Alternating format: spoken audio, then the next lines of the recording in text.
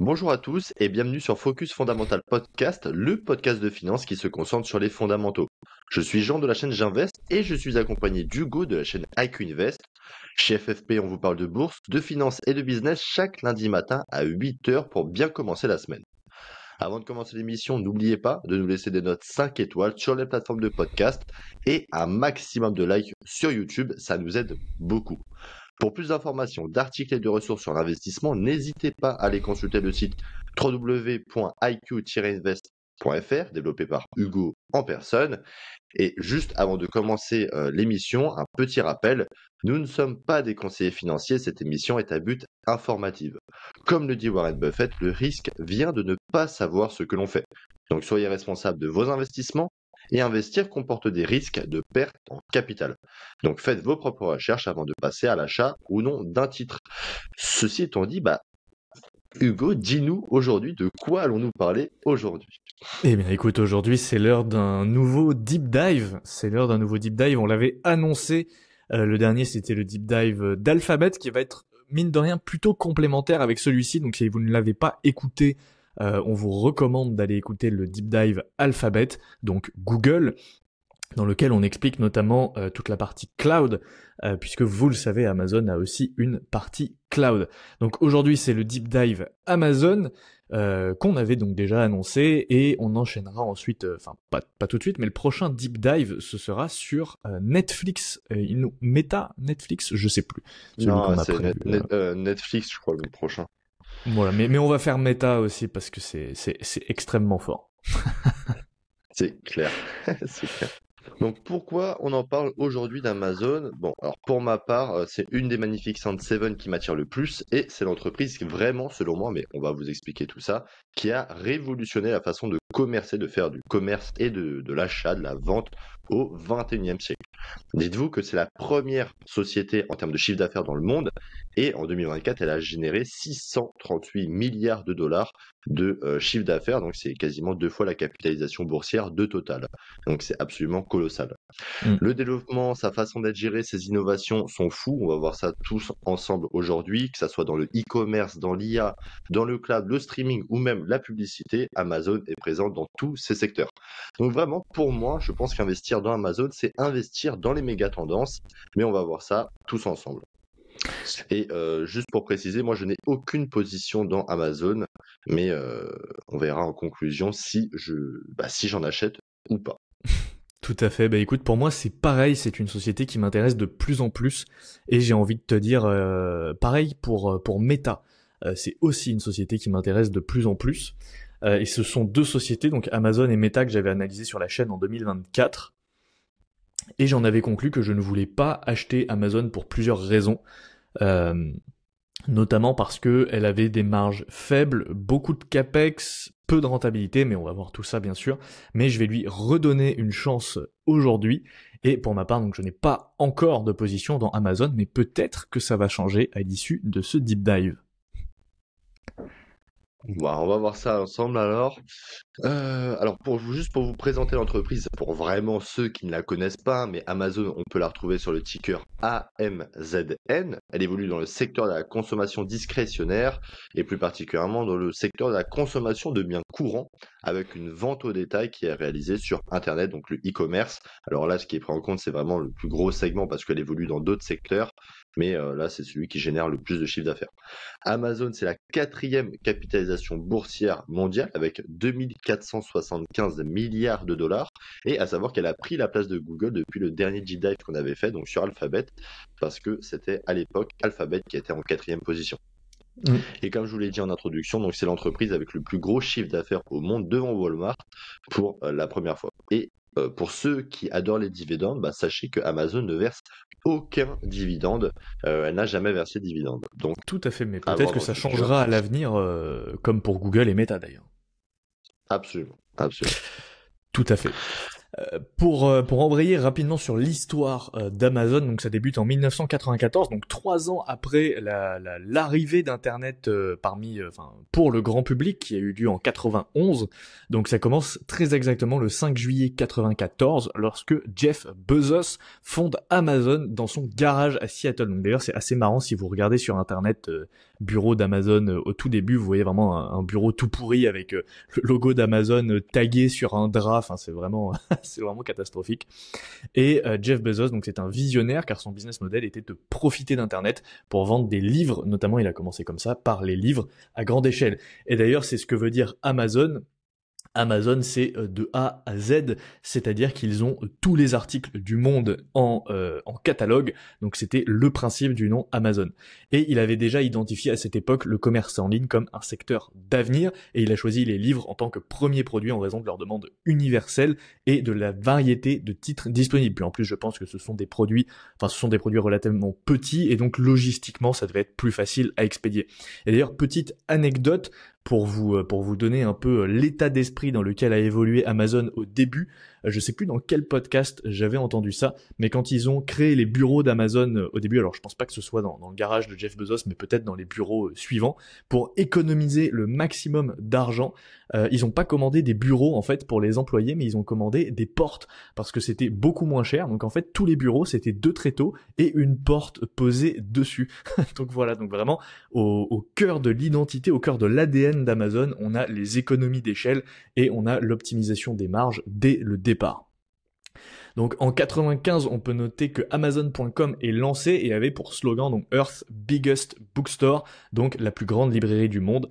En 97, c'est l'heure de l'IPO, donc de l'introduction en bourse, déjà seulement 3 ans après son existence, donc au Nasdaq au prix de $18 par action. Je peux te dire que j'aurais bien aimé l'acheter à cette époque. Tu m'étonnes.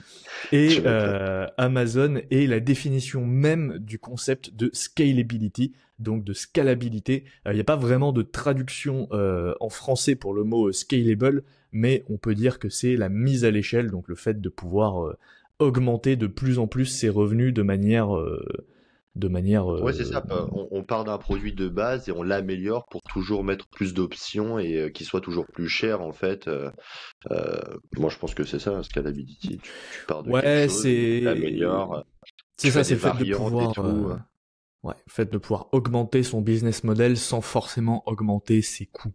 Le fait d'augmenter ses revenus, voilà, sans forcément augmenter ses coûts en fait. Donc en 98, l'entreprise commence à élargir son catalogue de produits en ajoutant notamment des CD, des DVD, des logiciels, des jeux vidéo et pas mal d'appareils électroniques. En 2000 a eu lieu le lancement du programme Amazon Marketplace, qui permet notamment à des vendeurs tiers de vendre également leurs produits sur Amazon.com, en sachant que la marketplace deviendra extrêmement vite une véritable machine à cash, comme vous allez le voir juste après. En 2001, ça fut les premiers bénéfices de la société après l'éclatement de la bulle Internet, où l'action Amazon a perdu plus de 80% de sa valeur. Donc si vous étiez chanceux et aviez pu acheter Amazon à moins 80% après la bulle Internet, aujourd'hui vous êtes riche. Mais si vous écoutez ce podcast, je ne pense pas que vous en faites partie. En 2005, Amazon Prime est lancé. D'ailleurs, je ne pensais pas qu'Amazon Prime était aussi vieux. Et c'est un abonnement qui offre la livraison rapide aux clients, passant de 3 à 5 jours ouvrés, puis à une livraison en 48 heures. Enfin, de base, c'était 3 à 5 jours ouvrés et ça passe à une livraison en 48 heures pour les membres Prime et même aujourd'hui 24 heures dans certains cas. Donc c'est vraiment impressionnant. En 2006, Amazon Web Services fait son apparition, donc AWS, c'est la branche Cloud Computing d'Amazon. Donc là, je vous renvoie au Deep Dive Alphabet, dans lequel on explique un peu plus le concept du Cloud Computing, mais on va revenir un peu dessus également ici, en sachant que pareil, l'histoire du lancement de AWS, c'est une histoire assez cocasse, si on peut dire, puisqu'en fait, ils ont acheté tellement de matériel, tellement de serveurs, tellement de data centers Amazon, qui se sont retrouvés avec beaucoup plus de capacité que ce dont ils avaient besoin en fait. Et ils se sont dit mais comment est-ce qu'on peut rentabiliser tous ces investissements, et pour ça ils ont tout simplement décidé de lancer Amazon Web Services et de faire profiter de leur infrastructure à d'autres entreprises via un système de cloud. Donc c'est vraiment les pionniers du cloud computing. Amazon, ça a été parmi les premiers à se lancer. AWS a été la première solution disponible sur le service pour les entreprises et ça a émergé en fait d'un hasard, et Amazon a su convertir cette erreur d'allocation de capital entre guillemets en opportunité de business. Donc on voit que c'est vraiment une entreprise extrêmement intéressante de par son histoire et de par son allocation du capital, mais je pense qu'on va pouvoir détailler ça en détail. Est-ce que tu veux continuer, Jean? Ouais. Alors, donc en 2007, c'est le lancement du Kindle. Alors, on aime, on l'aime pas, mais ça reste néanmoins une révolution qui va permettre de populariser la lecture numérique à moindre coût, parce que généralement, un livre acheté sur Kindle coûte moins cher qu'un livre, enfin, c'est pas généralement, c'est d'office, hein, qu'un livre acheté normal en format relié. Et donc, de renforcer la domination d'Amazon sur son produit initial, forcément, parce que le produit Mhm. initial d'Amazon, c'était le livre. Tout En à fait. Mais d'ailleurs, je sais pas 2011, toi, donc, mais moi, j'ai jamais pu lire sur Kindle, j'y arrive pas, hein. moi, j'y arrive pas, mais c'est vrai qu'il y en a beaucoup qui, comment dire, moi je les vois dans les transports en commun, beaucoup sont sur Kindle. En vrai, c'est pas mal, ça permet de surligner, etc. Moi, je sais que je supporte pas, j'ai besoin d'encorner les pages, j'ai besoin de les triturer, de les toucher, en fait, hein. Mm. Mais bon, après, je peux comprendre que c'est un gain de place, tu vois, quand tu as une bibliothèque de 200, 250 livres, tu peux avoir plus de 1000 livres dans ta Kindle, donc c'est vrai que ça peut être un avantage. Mais moi, Tout à fait. personnellement, j'ai du mal. En 2011, donc AWS met à disposition le système du cloud pour les administrations américaines, donc le Gov Cloud, hein, donc pour l'administration des US. En 2013, Amazon développe la livraison par drone, et oui, c'est toujours plus, le but étant de réduire encore plus le temps de livraison. Bon, après, là, forcément, ils vont faire face à des réglementations, parce que dès que tu touches au milieu aérien en Amérique, c'est toujours compliqué. Sinon, en 2014, donc, c'est le lancement du Fire Phone, donc le smartphone d'Amazon. Alors là, pour le coup, ça a été un échec commercial, mais bon, ils ont quand même essayé. Après, c'est vrai que le marché du phone, enfin, le marché du téléphone, c'est quand même très, très particulier, sachant qu'il y a quand même de gros, gros acteurs dans la circulation. En 2016, c'est le lancement de Prime Video, avec notamment le service de streaming visant à concurrencer Netflix, et d'ailleurs c'est un des plus gros concurrents de Netflix aujourd'hui. En 2017, Amazon rachète Whole Foods pour 13,7 milliards de dollars, ce qui permet de marquer son entrée dans la grande distribution physique, parce que Whole Foods, c'est l'équivalent de Leclerc ou Carrefour, mais plutôt bio, donc comme des magasins bio, comme Naturalia, mais quand même version américaine, donc avec plus de 130 rayons et 150 000 références. En 2019, Nike arrête la vente de ses produits sur Amazon à cause des contrefaçons. En 2022, c'est le licenciement de plus de 10 000 employés et la fermeture de 68 boutiques physiques. Donc, on le sait, en 2022, c'était quand même pas l'année folle pour les entreprises technologiques. Et là, Amazon, je pense, en a profité pour épurer un peu tous ses stocks et Mm. ses employés pour gagner en efficience. Et surtout que c'était une très mauvaise année pour eux, donc ils en ont profité pour faire du ménage. En 2023, c'est le lancement du projet Kuiper, donc c'est l'Internet par satellite. Et là, Amazon vise à concurrencer directement Starlink qui est le petit bébé de Elon Musk. Donc c'est vraiment la Un des petits concurrence entre bébés d'ailleurs, hein, milliardaires. parce que Ouais. Ouais. Et en 2025, donc Amazon veut également sa part du gâteau dans l'intelligence artificielle et annonce un investissement record de plus de 100 milliards de dollars pour 2025. Ce qui, donc il arrive en pole position parce qu'il dépasse l'investissement annoncé par Alphabet et Microsoft. toujours plus de surenchères. C'est comme les fusées, hein, d'ailleurs, c'est assez marrant. Elon C'est ça. Musk lance SpaceX, Amazon lance Blue Origin. D'ailleurs, je crois qu'ils ont fait pas mal d'avancées, hein. Blue Origin, pareil, ils Ouais, ont des ouais, ouais. fusées assez performantes. Ils sont pas mal. On en entend moins parler que SpaceX, mais ils sont aussi très Ouais, c'est moins compétitifs. médiatisé. C'est Ouais. moins médiatisé et c'est surtout qu'en plus, à un moment, je sais pas si tu te souviens, mais il y avait vraiment une guéguerre entre les deux, tu sais, pour Oui. savoir laquelle était allée la plus haute en fait dans l'atmosphère ou dans les airs. Donc c'était vraiment la guéguerre. Parce que je sais que Musk, il avait tweeté, non mais ça c'est pas l'espace. Donc en gros, il a fait un voyage que dans les airs comme un avion.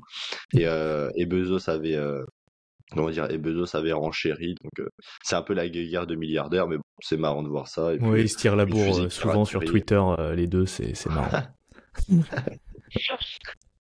Tu veux présenter le Euh, business model? Ouais, effectivement, Amazon, c'est plus d'une dizaine de segments. Donc Amazon, c'est vraiment un business model tentaculaire et il y a plein de modèles différents. Donc nous allons nous attarder sur les principales activités et celles en pleine croissance, notamment le e-commerce, le segment qui génère le plus de chiffre d'affaires, AWS, qui est la vache à lait d'Amazon, qui représente une plus petite part, mais qui est vraiment la machine à cash, la publicité d'Amazon avec Amazon Ads, les abonnements et contenus numériques, l'électronique et l'intelligence artificielle, la logistique et les services aux entreprises, et également le commerce physique. Donc d'ailleurs, au niveau des ventes par activité, si on regarde premièrement le online store, donc tout ce qui va être e-commerce, retail et marketplace, donc ça représente 41% des ventes, c'est le plus gros segment. Et ce segment regroupe la vente directe et l'hébergement de vendeurs tiers sur la marketplace Amazon.com. Il a généré plus de 281 milliards de dollars en 2024 et donc c'est, comme on l'a dit, la base du business model d'Amazon. C'est également un des segments les moins rentables puisqu'il dégage en moyenne 5 à 10% de marge brute. Forcément, Amazon est low cost. Amazon essaye de tirer les prix et les marges vers le bas. D'ailleurs, Jeff Bezos avait une célèbre citation qui dit « Your margins is my opportunity ». Donc en gros, tes marges sont mon opportunité. Donc grosso modo, si tu as un vendeur qui fait 12% de marge, Amazon, eux, vont proposer 10% et vont venir les concurrencer sur les prix. Donc on est toujours dans ce domaine du low cost et en essayant d'avoir les prix les plus bas possibles en fait. On a différentes divisions dans la marketplace. Premièrement, on a la vente directe, donc tout ce qui va être first party, où Amazon achète des produits auprès de fournisseurs et les revend sur sa plateforme en direct, comme les iPhones par exemple, ou la vente de produits sous marque propre, comme Amazon Basics, Amazon Essentials et Solimo. Et d'ailleurs, à titre personnel, j'ai un moulin à café Amazon Basics et j'en suis très satisfait. C'est vraiment sympa ce qu'ils font. Et ensuite, on a la marketplace, donc qui représente la majorité des ventes aujourd'hui, qui sont les third party sellers, donc en gros les vendeurs tiers qui utilisent Amazon pour vendre les produits, où Amazon prélève une commission située entre 15 et 7% sur chaque vente, et les petites et grandes entreprises sont quasiment obligées de souscrire à l'offre marketplace puisque Amazon draine tellement de visites qu'il est primordial pour être d'être visible dessus. Donc les particuliers peuvent également profiter de la visibilité, de l'attractivité qu'offre Amazon pour vendre des produits d'occasion ou reconditionnés via Amazon Handmade ou Amazon Renewed.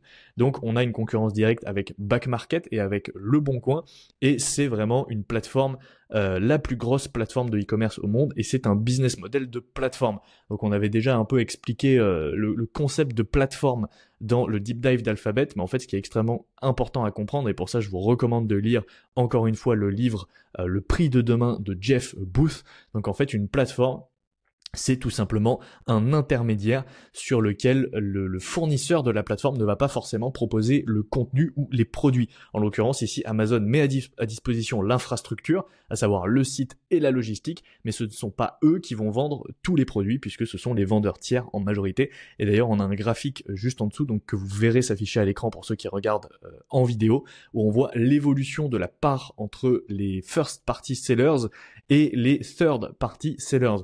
Donc on voit qu'au début, Amazon vendait quasiment que des produits en propre, notamment avec les livres, et aujourd'hui, c'est la majorité, à peu près 55% des ventes qui proviennent de third party, donc de vendeurs tiers.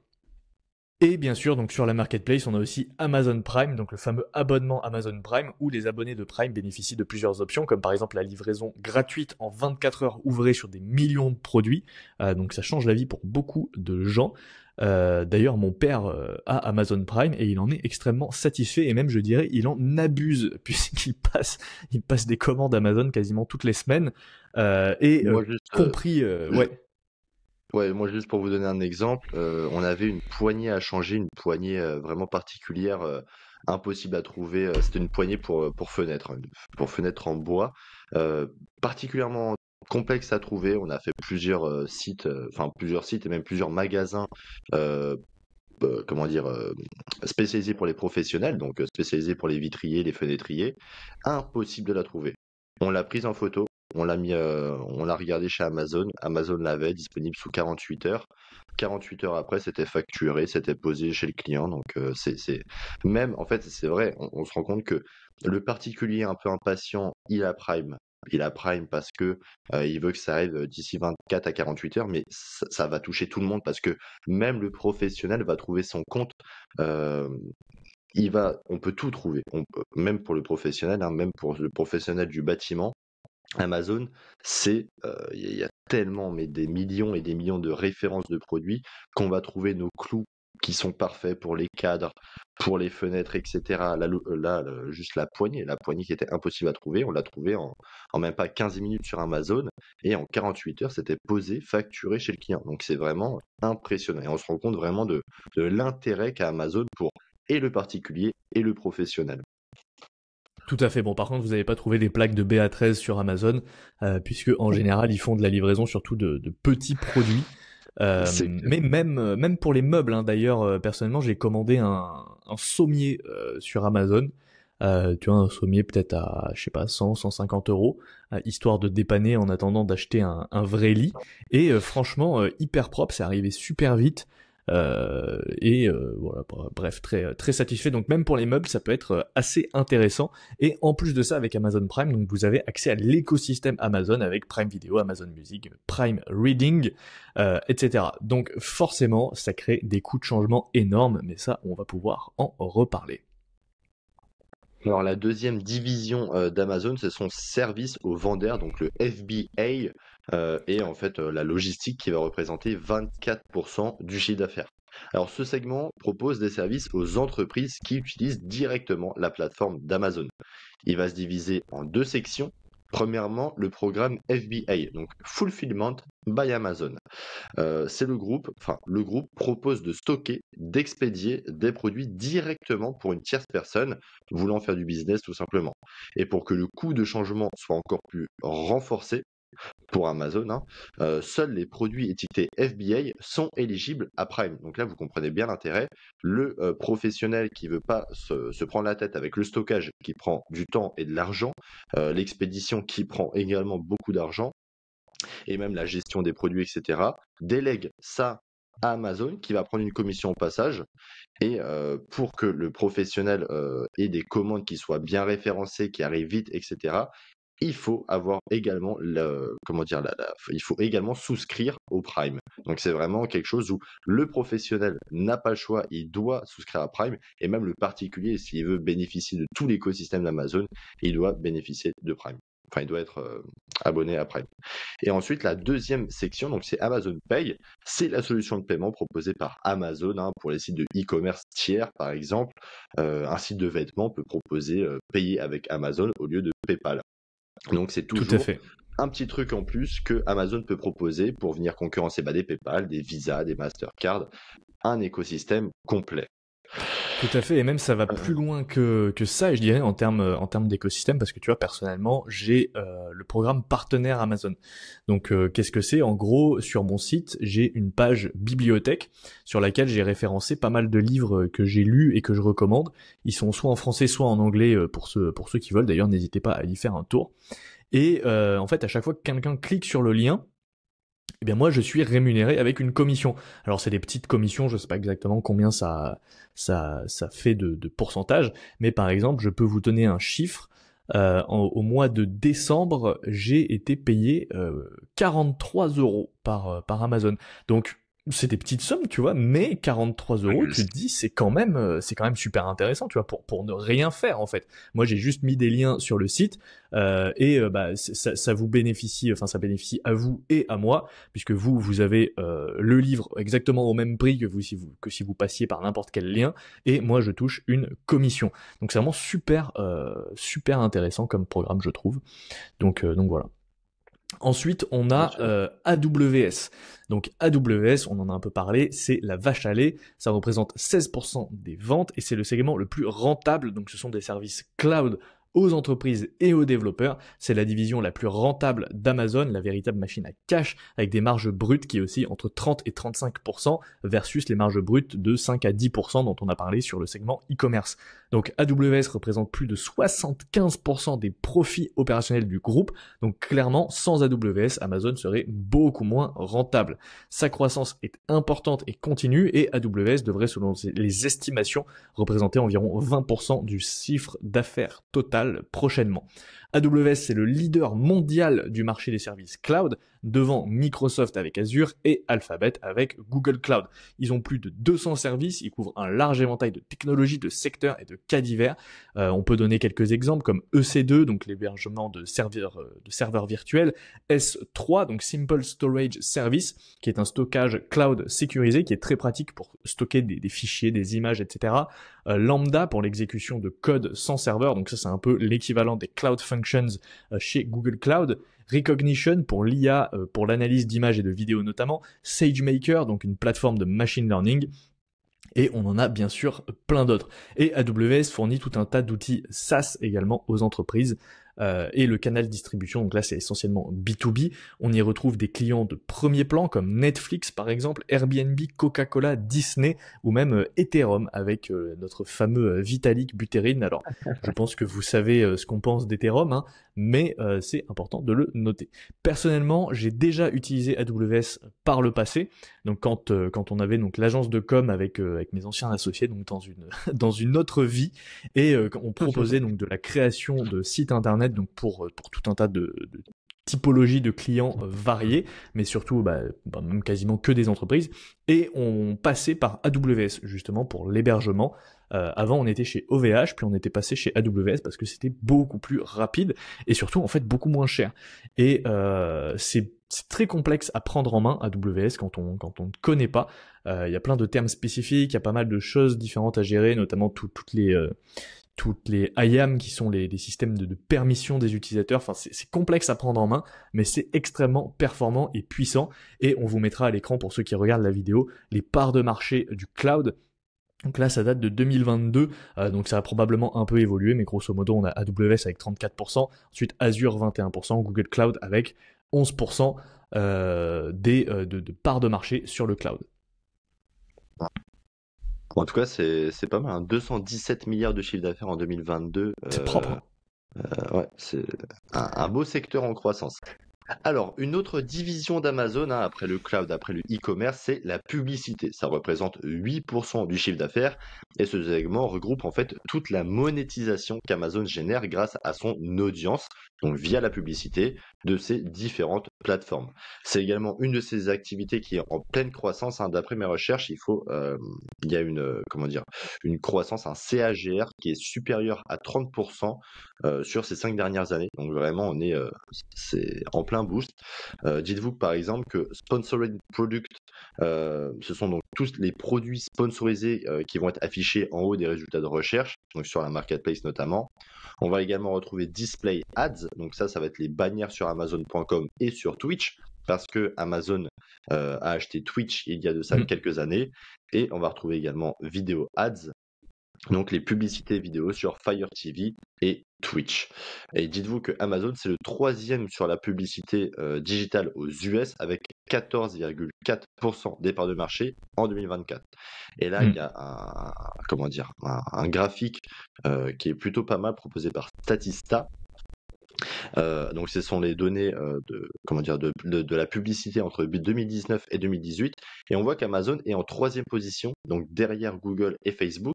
Mais par contre, et là c'est intéressant de le savoir, c'est que Google, lui, est en phase de décroissance au niveau des parts de marché de la publicité, en étant passé de 38,2 à 37,2, donc un point de moins. Amazon a fait une petite augmentation de quasiment 0,4 points, tandis qu'Amazon, par contre, a gagné plus de a gagné plus de 3 points de pourcentage de part de marché dans la publicité. Donc c'est vraiment un secteur en pleine croissance chez Amazon, qui vient vraiment concurrencer des acteurs bien établis comme Facebook et Google qu'on voit absolument partout.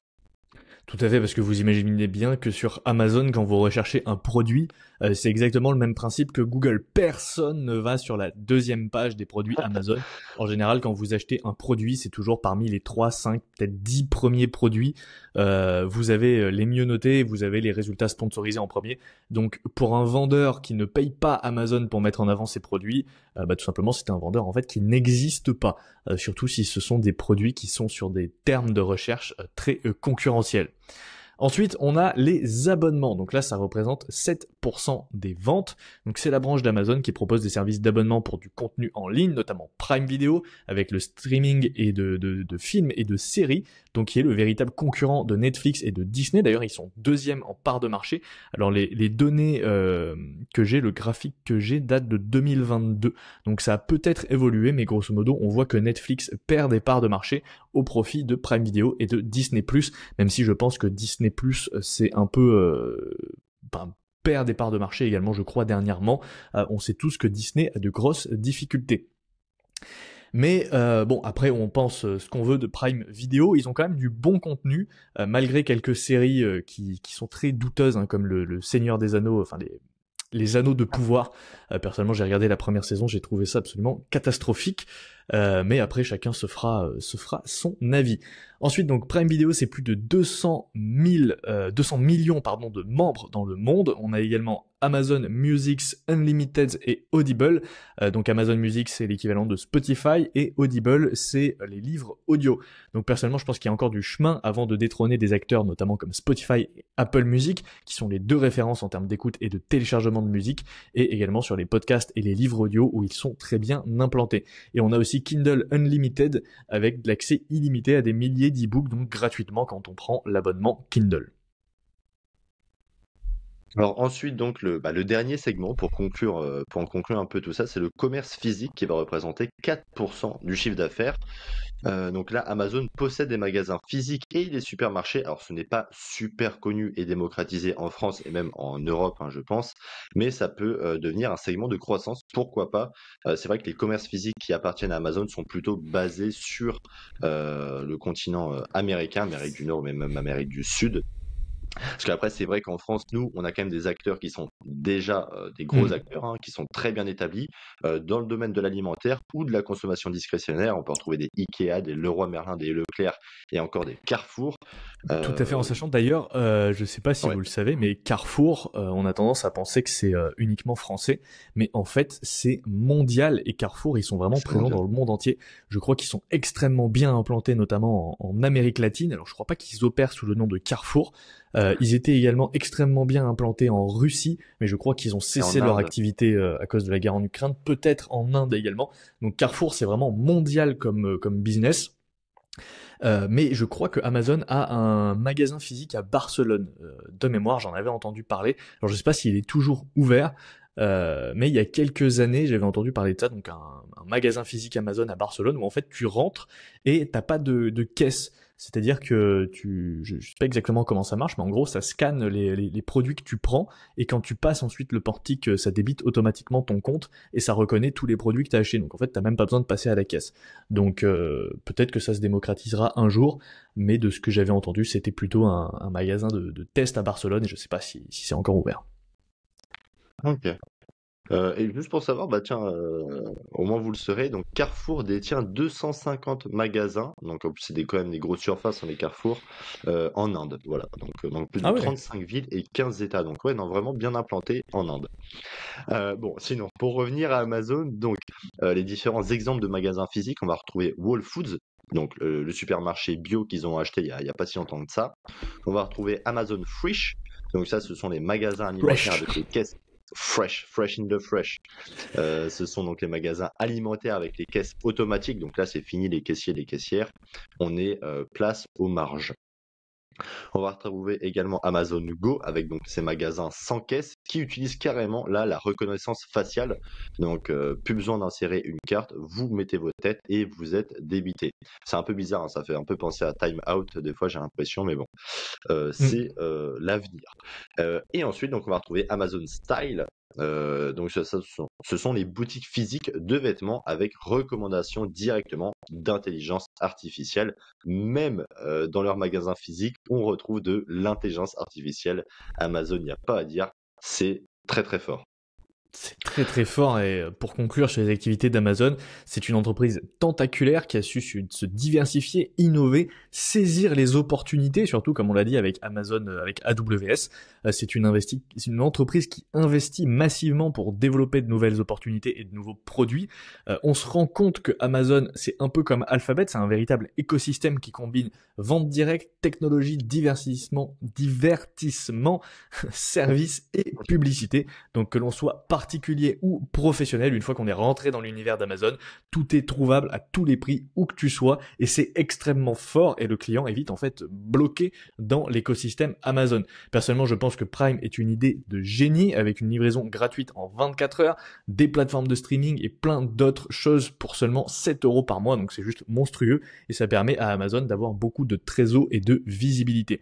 Et avec toutes ces activités, Amazon concurrence quasiment toutes les Magnificent Seven sur tous les plans, avec la publicité, le streaming, le cloud, en occupant la place de leader ou de challenger dans beaucoup de domaines.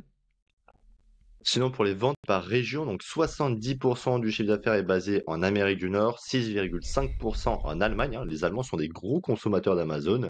On va retrouver donc 6% au Royaume-Uni, 4,52% au Japon et 14,3% dans le reste du monde. Donc, qu'est-ce qu'on peut en conclure? C'est qu'Amazon est quand même très présente aux US. Elle est assez peu présente en Asie, en tout cas particulièrement au Japon, mais après c'est vrai qu'en Europe aussi, tu vas me dire, elle est pas très bien présente. Et ce sont de potentiels futurs axes de croissance qui vont être à développer par Amazon. Donc l'Asie et l'Europe, je pense qu'ils peuvent encore gratter pas mal de parts de marché. Tu veux Tout à nous fait. présenter les différents canaux de distribution, les clients et marchés finaux? Ouais, effectivement, Amazon vend ses produits et services tiers à travers plusieurs canaux, donc sa plateforme e-commerce et ses magasins physiques selon ses différents segments. Donc que l'on soit professionnel ou particulier, Amazon aura toujours quelque chose à proposer. On peut on peut parler de Amazon Business, donc la version B2B du site qui propose des prix de gros et des solutions adaptées aux professionnels avec plus de volume de vente et des données supplémentaires. Et Amazon.com qui lui est destiné au B2C, donc aux clients, aux particuliers.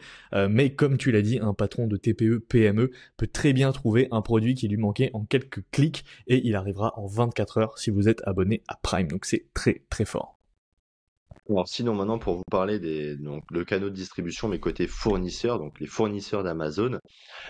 Amazon pour proposer une gamme aussi vaste de produits et de services fait face à un défi logistique absolument dingue, hein. Je vous rappelle, quelque chose qui est commandé doit arriver sous 3 ou 4 jours ouvrés, que l'on soit au Pérou ou à Paris Centre, pas d'importance, il faut être livré sous 4 jours maximum. Sauf si vous êtes abonné à Prime où ça sera des délais encore plus rapides dans ce cas-là. Ouais. Alors je vais vous présenter les différents fournisseurs, donc selon les segments du groupe. On va commencer par les fournisseurs de produits physiques, donc tout ce qui va toucher au retail et à la marketplace.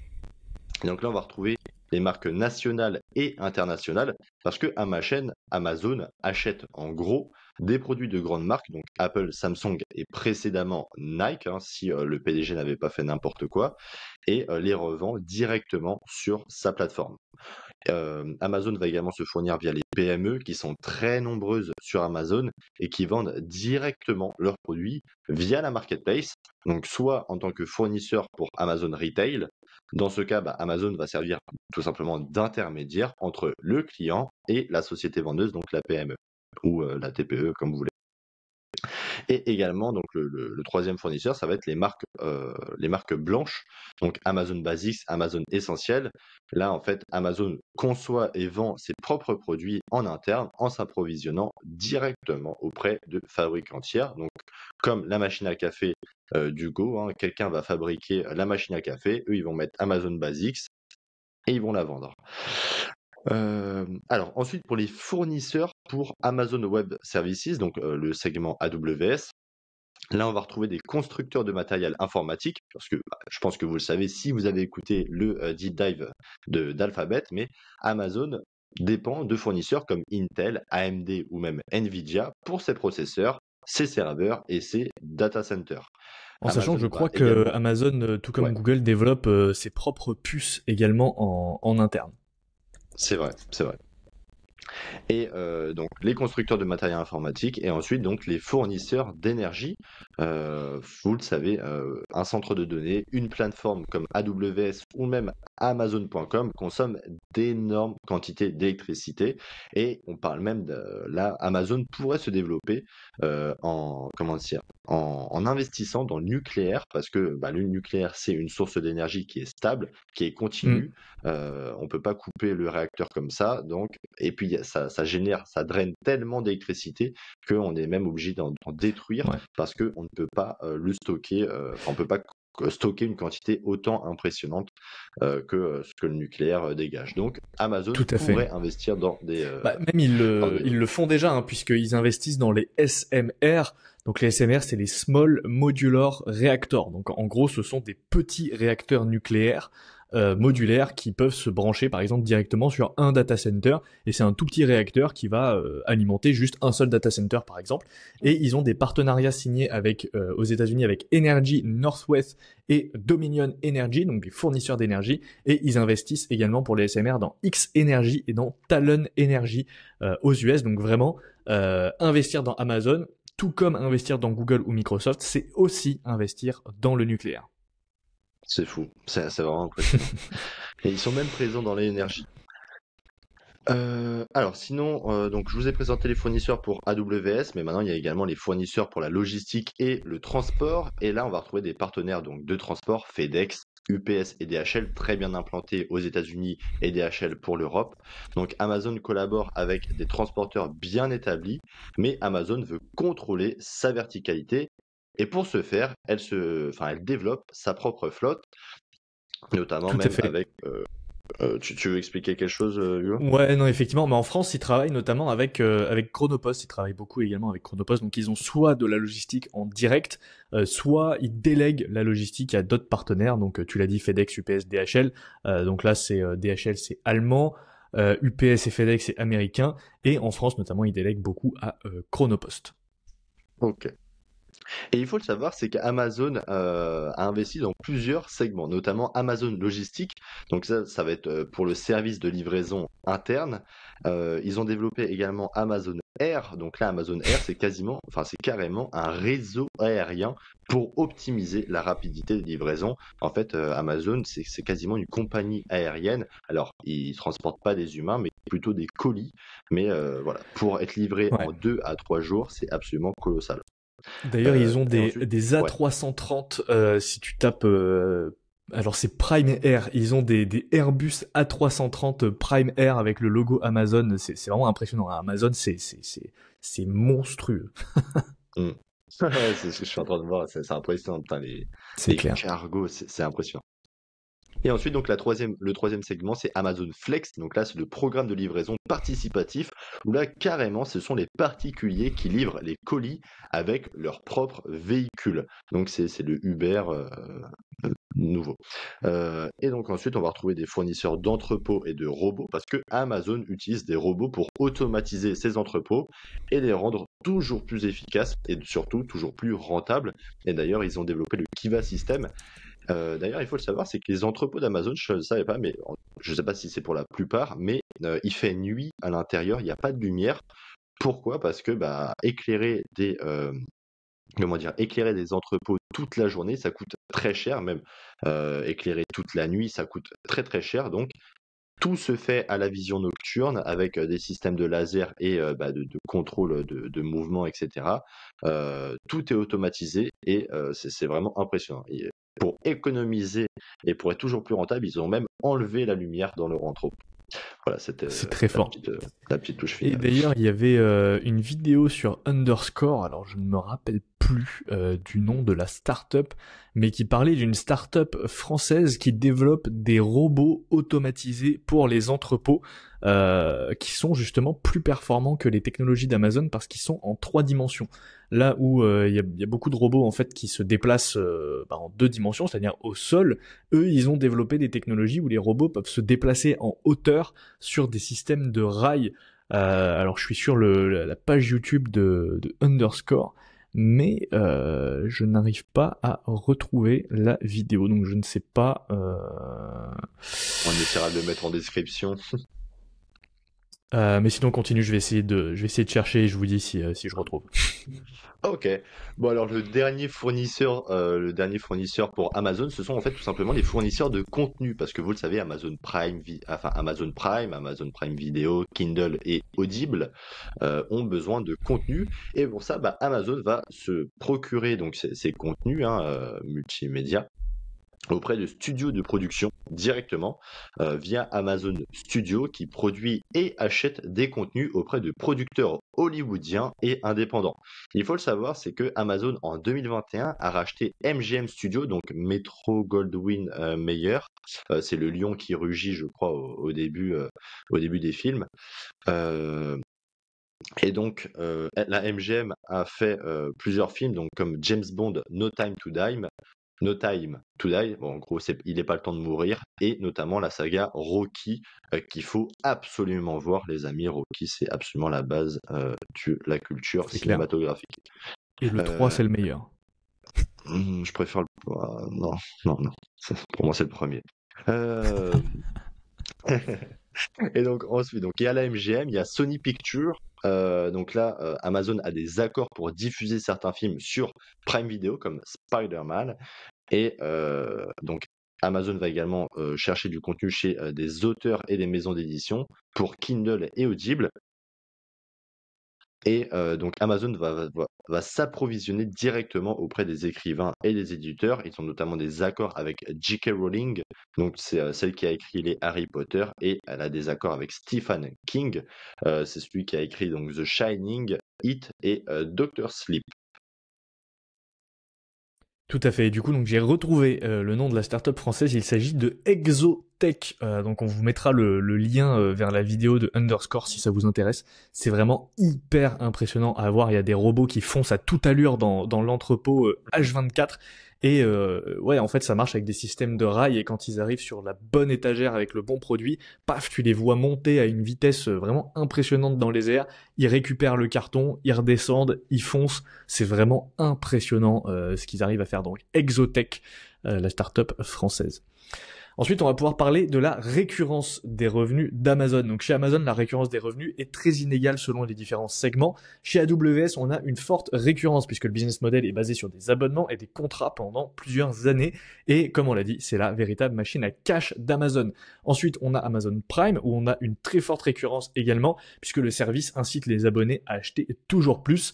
Et on a une bonne visibilité sur le chiffre d'affaires grâce à Amazon Prime et on a 98% de taux de rétention, donc c'est vraiment monstrueux. Et un membre Amazon Prime dépense en moyenne $1 400 par an sur Amazon contre $600 pour un non-membre, donc c'est vraiment super impressionnant. C'est quelque chose qui augmente la stickiness chez Amazon. Ils ont vraiment fait un coup de génie avec Amazon Prime. C'est un peu comme l'abonnement, le fameux abonnement Costco aux États-Unis aussi, qui est la machine à cash de Costco. Et pour ce qui est de la publicité, donc la marketplace et la vente directe, donc la récurrence des revenus est plus faible puisqu'il n'y a pas forcément de système d'abonnement ici, et ça peut être même, alors comme la publicité, ça peut être assez cyclique en fonction des cycles économiques, même si on a quand même une belle croissance linéaire du chiffre d'affaires comme vous allez le voir. Alors pour faire un petit point rapide sur la stickiness des produits, donc l'engagement et la rétention qu'Amazon a mis en place, qu'est-ce que l'on peut en dire? Donc déjà via Amazon Prime, comme on l'a dit juste avant, il y a beaucoup d'avantages, hein, que ce soit de la musique, du streaming, de la livraison rapide. Résultat de tout ça, bah, les clients restent fidèles à Amazon pour rentabiliser leur abonnement, avec notamment, comme on l'a dit juste en haut, un très beau taux de rétention. Ensuite, il y a un écosystème qui est absolument connecté, hein. Tout est connecté quand tu as Amazon et surtout Amazon Prime. Alors, à moindre mesure qu'Apple et Alphabet, selon moi, où là, c'est vraiment un écosystème interconnecté entre le téléphone, l'ordinateur et la domotique. Mais Amazon propose des appareils comme les enceintes Echo, Kindle et Fire TV qui s'intègrent entre eux, et forcément donc ça encourage l'utilisation de produits développés par Amazon, donc comme Alexa. C'est le leader, je crois, en... C'est quoi? C'est les robots où tu leur dis, je sais pas, mets de la musique, il met de la musique. Euh, Ouais, Alexa, Alexa, c'est extrêmement fort. ouais. Et Prime Video, par exemple. T'as Alexa, toi? Non, j'ai jamais testé, mais c'est souvent considéré comme étant l'assistant vocal le plus performant. C'est très démocratisé aux États-Unis. En France, je pense un peu moins. Mais c'est vrai que j'avais déjà, je sais plus quand, j'avais regardé des vidéos de mecs qui faisaient des comparatifs entre Alexa, Google Home et Siri. Donc Siri d'Apple, c'est éclaté. Clairement, c'est le pire assistant vocal. Mais C'est Alexa, clair. c'est globalement le meilleur et ils arrivent souvent en première position. C'est ceux qui peuvent te répondre de manière extrêmement précise. C'est très très fort. Ok. Et juste pour finir, donc la stickiness des produits se retrouve également dans la branche AWS avec des coûts de changement qui sont importants qu'on va développer juste après dans la partie avantages concurrentiels. Il y a un service client qui est très bon, qui est même absolument excellent, et c'est un des plus réputés dans le domaine privé pour son efficacité et sa réactivité. D'ailleurs, Jeff Bezos a toujours fait un focus dessus, et il a toujours insisté sur le fait qu'un client satisfait est un client qui revient. Et puis Amazon, bah, c'est la facilité aussi, ce qui améliore la stickiness, parce que c'est un véritable gain de temps qu'aujourd'hui tout le monde recherche, hein. Maintenant, on va plus prendre la voiture pour aller chez Darty pour changer la cafetière, sachant que tout arrive en 24 heures. Et ensuite, donc, on va retrouver la variété. Enfin, Amazon, c'est la facilité également parce qu'il y a une variété de produits quasiment infinie, des prix compétitifs. Vous pouvez trouver absolument tout et n'importe quoi sur Amazon. Peu importe le prix, la livraison est rapide et fiable. Euh, qui achète encore des livres ou des cafetières en physique, j'ai envie de dire, tout se trouve sur Amazon directement. Tout à fait. Et d'ailleurs, en parlant du service client, c'est vrai que le service client d'Amazon est absolument impressionnant. Je sais pas si toi, tu as déjà fait un retour ou si tu as déjà demandé un remboursement sur Amazon. Moi, je me rappelle un jour, j'avais commandé, tu sais, un espèce de hub Ethernet. Donc, c'est un truc, tu branches un câble Ethernet et tu as 5 sorties, par exemple. Et en fait, je m'étais trompé, j'avais pris un hub Ethernet qui était limité à 100 mégabits seconde. Donc complètement pourri. Et j'en ai recommandé un du coup qui était limité donc à 1 gigabit seconde. Donc là ça fait c'est aussi un peu lié aux produits que vendent Arista Networks, analyse qui est sortie il y a pas longtemps d'ailleurs. Mais Arista Networks c'est pour les professionnels, c'est beaucoup plus avancé. Mais en gros c'est des hubs Ethernet quoi, qui permettent de avec une entrée d'avoir plusieurs sorties. Et j'avais dit sur le site d'Amazon que je souhaitais me faire rembourser parce que je m'étais trompé de produit. Ils m'ont même pas demandé de réexpédier le produit. Ils m'ont remboursé sans me demander aucune justification et j'ai gardé le produit. Donc vraiment, le service client d'Amazon, c'est impressionnant. Dès que tu as un problème, ils te remboursent, ils cherchent même pas à comprendre. Et on peut noter aussi niveau stickiness, Amazon KDP. Donc Amazon KDP, c'est extrêmement impressionnant puisque c'est un service qui permet d'éditer et de publier un livre en quelques clics sur Amazon. Donc en fait, vous allez convertir votre livre en format texte au format KDP et vous allez donc l'upload sur Amazon et c'est Amazon qui va gérer l'édition, l'impression et la distribution du livre. Donc en fait, votre livre va être imprimé sur demande. Donc vous n'avez même pas besoin d'imprimer un gros stock, vous n'avez même pas besoin de gérer du stock de livres. En fait, juste vous mettez votre fichier et n'importe qui peut commander votre livre et il sera imprimé à la demande. Donc c'est vraiment extrêmement fort et ils ont complètement cassé le monopole des éditeurs classiques. Et donc ensuite au niveau du positionnement d'Amazon et des parts de marché, donc Amazon c'est le leader mondial incontesté du e-commerce. Donc pour vous donner quelques chiffres, aux États-Unis, Amazon c'est 37,8% des parts de marché du commerce électronique, donc devant Walmart et tous les autres concurrents, ils sont en pole position. Et en France, en 2019, Amazon représentait 22,2% du marché français du commerce en ligne, suivi de Cdiscount et de Fnac Darty. En sachant que Cdiscount est en train de sombrer, donc clairement Amazon est en pole position et Amazon continuera de garder des parts de marché. Je sais pas vous, mais personnellement je n'achète absolument rien sur internet ailleurs que sur Amazon tout simplement puisque leur service est juste exceptionnel. T'as jamais de problème avec la livraison, t'as jamais de problème avec le service client. Voilà, comme on l'a dit, t'as besoin d'un remboursement, tu t'es trompé ou quoi, c'est expédié en 2 secondes. Même un jour, pour vous donner un autre exemple, j'avais commandé un écran 4K d'ordinateur et au bout de 2-3 jours, je me suis aperçu qu'il y avait un pixel mort sur l'écran. Donc pareil, j'ai envoyé un message à Amazon, je leur ai envoyé la photo, ni une ni deux, ils m'ont juste dit bah écoute, tu déposes l'écran dans ce point relais, on t'en envoie un nouveau et c'est exactement ce qu'ils ont fait. En 3 jours, j'avais un nouvel écran qui marchait nickel. Donc c'est vraiment extrêmement fort leur service client. Et c'est également donc le leader mondial du cloud, comme on l'a dit. On vous remettra un schéma à l'écran avec l'évolution des parts de marché. On voit que Microsoft d'ailleurs a gagné pas mal de parts de marché entre 2017 et 2021. Mais bon, Microsoft avec Azure, c'est un cas assez particulier parce qu'en fait, à chaque fois qu'on parle de Microsoft ou Azure, personnellement, à chaque fois que j'en parle à des gens qui sont un peu dans l'écosystème et qui travaillent régulièrement avec des solutions cloud, la réponse est toujours la même, c'est personne n'utilise Azure parce que c'est éclaté. Donc je sais même pas comment Microsoft arrive à avoir autant de parts de marché sur le cloud, parce que ça a l'air assez unanime dans le sens où tout le monde déteste un peu les services de Microsoft. Donc voilà. Je pense qu'à mon avis, Microsoft, c'est vraiment, tu sais, pour les vieux de la vieille, les énormes Ouais, sociétés qui n'ont pas encore pivoté. Donc, ils ont des méga contrats avec des large caps, etc., ou des méga capitalisations. c'est Tandis possible, ouais. que Google, lui, vraiment, je pense qu'il va vers la startup, il va vers le truc simple d'utilisation. En gros, c'est du cloud accessible pour à peu près tout le monde. Pas besoin d'être ingénieur logiciel ou ingénieur cloud pour, je pense, monter une infrastructure cloud via Google. Et je pense que Amazon, tu vois, c'est vraiment lui le leader qui va pas faire grand chose, tu vois. Mais je pense qu'à mon Mm. avis, s'il y en a un qui doit décliner, ça va être Microsoft, et Amazon va continuer de rester en pole position. Mais par contre, Google, lui, c'est vraiment l'outsider qui est plutôt pas mal dans ce secteur. C'est clair. Alors maintenant, les concurrents, pour aller un peu plus loin, donc déjà les concurrents d'Amazon par rapport au commerce électronique.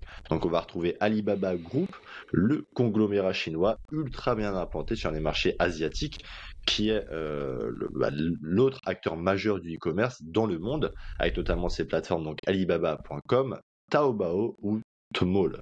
Donc ça vient concurrencer directement les produits et les services que propose Amazon dans ce secteur, enfin dans cette zone géographique. On retrouve d'ailleurs souvent des produits d'Alibaba à 10 fois le prix sur Amazon.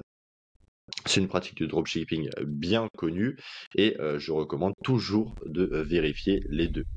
Euh, Ensuite, donc eBay, c'est l'autre concurrent d'Amazon, donc c'est la plateforme américaine de vente en ligne qui est un concurrent direct d'Amazon.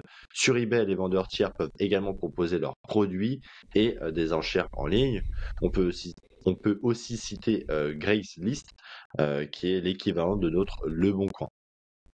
On va retrouver Walmart, donc c'est un des plus gros concurrents d'Amazon, surtout aux US, avec son réseau de plus de 4600 magasins, donc ultra bien implanté, et sa plateforme en ligne qu'ils ont développée, qui est plutôt bien achalandée. Et forcément, donc Costco, qui est un business model différent. C'est un peu l'équivalent d'un métro, je pense, mais aussi accessible pour les particuliers. En gros, ils payent leur abonnement à l'année et après, bah, ils peuvent dépenser full up chez Costco. Donc, c'est un détaillant qui a vraiment la cote parce que c'est accessible surtout pour les familles, je pense, moyennes ou pas super riches, qui peuvent acheter en gros. Alors ensuite, maintenant les concurrents pour le cloud computing. Donc on va retrouver Microsoft Azure, c'est le challenger avec ses services de cloud. Azure, c'est le principal concurrent d'AWS, mais dès qu'on en parle, voilà, il n'y a pas grand monde qui utilise Azure comme tu l'as dit juste avant. Et Euh, personnellement, d'ailleurs, j'ai jamais utilisé l'écosystème Azure, donc je ne pourrais pas avoir d'avis dessus. Personnellement, j'ai juste travaillé avec AWS et avec Google Cloud. et si tu dois en choisir un des deux, Bah c'est une très très bonne question. Aujourd'hui, c'est vrai que je suis sur Google Cloud parce qu'ils ont voilà, ils ont Firebase qui est la version plus accessible et beaucoup plus simple, beaucoup plus rapide à mettre en place que Google Cloud. Après, honnêtement, Amazon, c'est vrai qu'ils ont des services extrêmement forts. Je pense que ça se vaut, honnêtement, ça se vaut, donc ouais, je saurais pas trop te ouais, dire. Juste Google ok, Cloud avec Firebase, c'est extrêmement fort. ok. Ok. Et donc ensuite, bah, le deuxième concurrent, c'est Google Cloud Platform. Donc il est en position d'outsider, en troisième position, mais il arrive en force, il gratte toujours plus de parts de marché. Mais si vous voulez en savoir plus, les amis, allez directement sur le deep dive d'Alphabet. Alors, je pense qu'il dure pas loin enfin, il dure même plus de 2 heures, mais au moins à la fin, vous connaîtrez par cœur la société. Et donc le troisième et dernier concurrent, ça va être d'Amazon, ça va être surtout sur le streaming vidéo. On va retrouver Netflix, qui est le leader du streaming vidéo, hein. Netflix, c'est un concurrent direct d'Amazon Prime Video, avec sa bibliothèque qui compte plus de 5000 films et 2500 séries. Donc il y a de quoi végéter, hein, là jusqu'à votre mort. Et le deep dive arrive très prochainement sur cette entreprise que moi personnellement j'affectionne beaucoup. Et d'ailleurs toi, je ne pense pas que tu l'affectionnes plus que ça, Hugo. Bah écoute, on verra lors du deep Ouais, on dive. verra. Moi, j'ai pas forcément de. Moi, je trouve que Netflix est trop concentré sur sa plateforme de streaming et dépend trop de sa plateforme de streaming. Là où un Amazon, ils ont la plateforme de streaming en plus, mais si ils sortent des séries catastrophiques comme Les Anneaux de Pouvoir, tu vois, ça va moins impacter leur business model parce que c'est pas leur business principal. Alors que si Netflix se met à sortir que des navets, ce qu'ils ont Ouais, beaucoup ouais. fait dernièrement, Mm. forcément, ça peut vite impacter leur business. Ok. Et donc le dernier concurrent, c'est Disney+, donc avec un service de streaming plutôt, enfin moi personnellement j'aime pas, mais c'est un autre concurrent majeur, mine de rien, en top 3, on va retrouver donc Ouais. Netflix, Amazon et Disney+. Bah, surtout que Disney+, ils ont que du contenu éclaté également. Personnellement, j'avais pris Disney+, pour regarder notamment, tu sais, les séries Star Wars, Ouais. notamment The Mandalorian, saison 1 et saison 2 qui sont vraiment super, je trouve. Saison 3 que j'ai trouvé absolument éclaté. J'ai arrêté au bout du premier épisode, honnêtement. Même, j'ai même pas fini le premier épisode. Je crois que j'ai dû regarder 20 minutes. Je me suis dit, non, c'est pas possible, je regarde plus ça. Et surtout, j'avais été mais tellement, j'ai presque été peiné hein, quand j'ai vu la série Obi-Wan, Kenobi, Obi-Wan, enfin, je sais plus si elle Kenobi. s'appelle Kenobi ou Obi-Wan, mais bref sur Obi-Wan Kenobi. Personnellement, tu vois, depuis tout petit, moi je suis né en 98, donc tu vois, j'ai grandi avec la prélogie de Star Wars, donc les 1, 2, 3, et j'ai toujours été un grand fan de Qui-Gon Jinn et Obi-Wan Kenobi. J'adore ces deux personnages. J'adore l'acteur d'Obi-Wan Kenobi, donc l'acteur jeune d'Obi-Wan Kenobi, je sais plus comment il s'appelle. Et honnêtement, cette série, elle est elle est éclatée. En fait, c'est limite, tu dirais, une fanfiction des fois, tellement les effets spéciaux sont pourris, tellement il n'y a pas de budget, l'histoire est pas intéressante, ça raconte même pas limite l'histoire d'Obi-Wan, enfin vraiment, c'est nul. Nul, c'est un navet total et je comprends pas comment on peut rater une série sur un personnage aussi intéressant qu'Obi-Wan Kenobi. Bref, Disney, c'est une catastrophe. Mais ensuite, on peut Ok. parler donc du management d'Amazon pour revenir un peu au sujet et surtout de l'allocation du capital au niveau d'Amazon. Donc déjà, à noter, on a une note exemplaire de la part de Morningstar au niveau de l'allocation du capital. Donc ça, c'est un très bon point. Au niveau du ROIC, donc on a des ROIC assez faibles, mais en tendance à la hausse. Donc notamment le ROIC sur la dernière année était de 13,05 points, 13,05%. Donc c'est plutôt dans la moyenne. Je dirais pas que c'est faible non plus. C'est vrai qu'on a tendance à aimer des entreprises qui ont plus de 15 ou 20% en termes de retour sur capitaux. Eux, ils ont 13, mais au vu de leur business model et de leur faible marge, c'est quand même impressionnant, en sachant qu'ils ont quand même un ROIC supérieur à leur coût du capital, donc le fameux WACC, qui est de 9,43%. Donc ils ont 3,62% en plus. Donc c'est supérieur, mais pas de beaucoup plus. Donc ça s'explique notamment par le fait que le principal secteur d'activité est très onéreux, notamment en CAPEX, puisque c'est le même cas pour Alphabet et pour Microsoft, mais les dépenses en CAPEX d'Amazon sont monstrueuses et surtout sont en croissance. C'est un business CAPEX vor, elle a besoin d'investir beaucoup afin de maintenir, accroître et conserver sa position dominante sur le long terme dans ces différents secteurs. Vous imaginez bien que faire voler des A330 Prime Air, ça coûte plus cher que je sais pas moi faire tourner les serveurs de YouTube par exemple. Donc forcément Amazon dépense beaucoup en capex. D'ailleurs, On si peut vous également voulez aller noter, plus loin, ouais, ouais, juste si ça vous intéresse vraiment Amazon, il y a pas mal de reportages sur YouTube qui expliquent le coût du dernier kilomètre parce qu'en fait, dans le transport, c'est le dernier kilomètre qui coûte le plus cher, donc en fait du dernier point jusqu'à chez vous. Et enfin, ils ont fait plein de choses justement pour essayer d'optimiser ce dernier kilomètre qui leur coûte si cher. Donc voilà, pour ceux qui veulent vraiment l'avoir en portefeuille, allez sur YouTube, il y a plein de reportages à ce sujet et c'est vraiment intéressant. C'était le petit tips. Ça marche.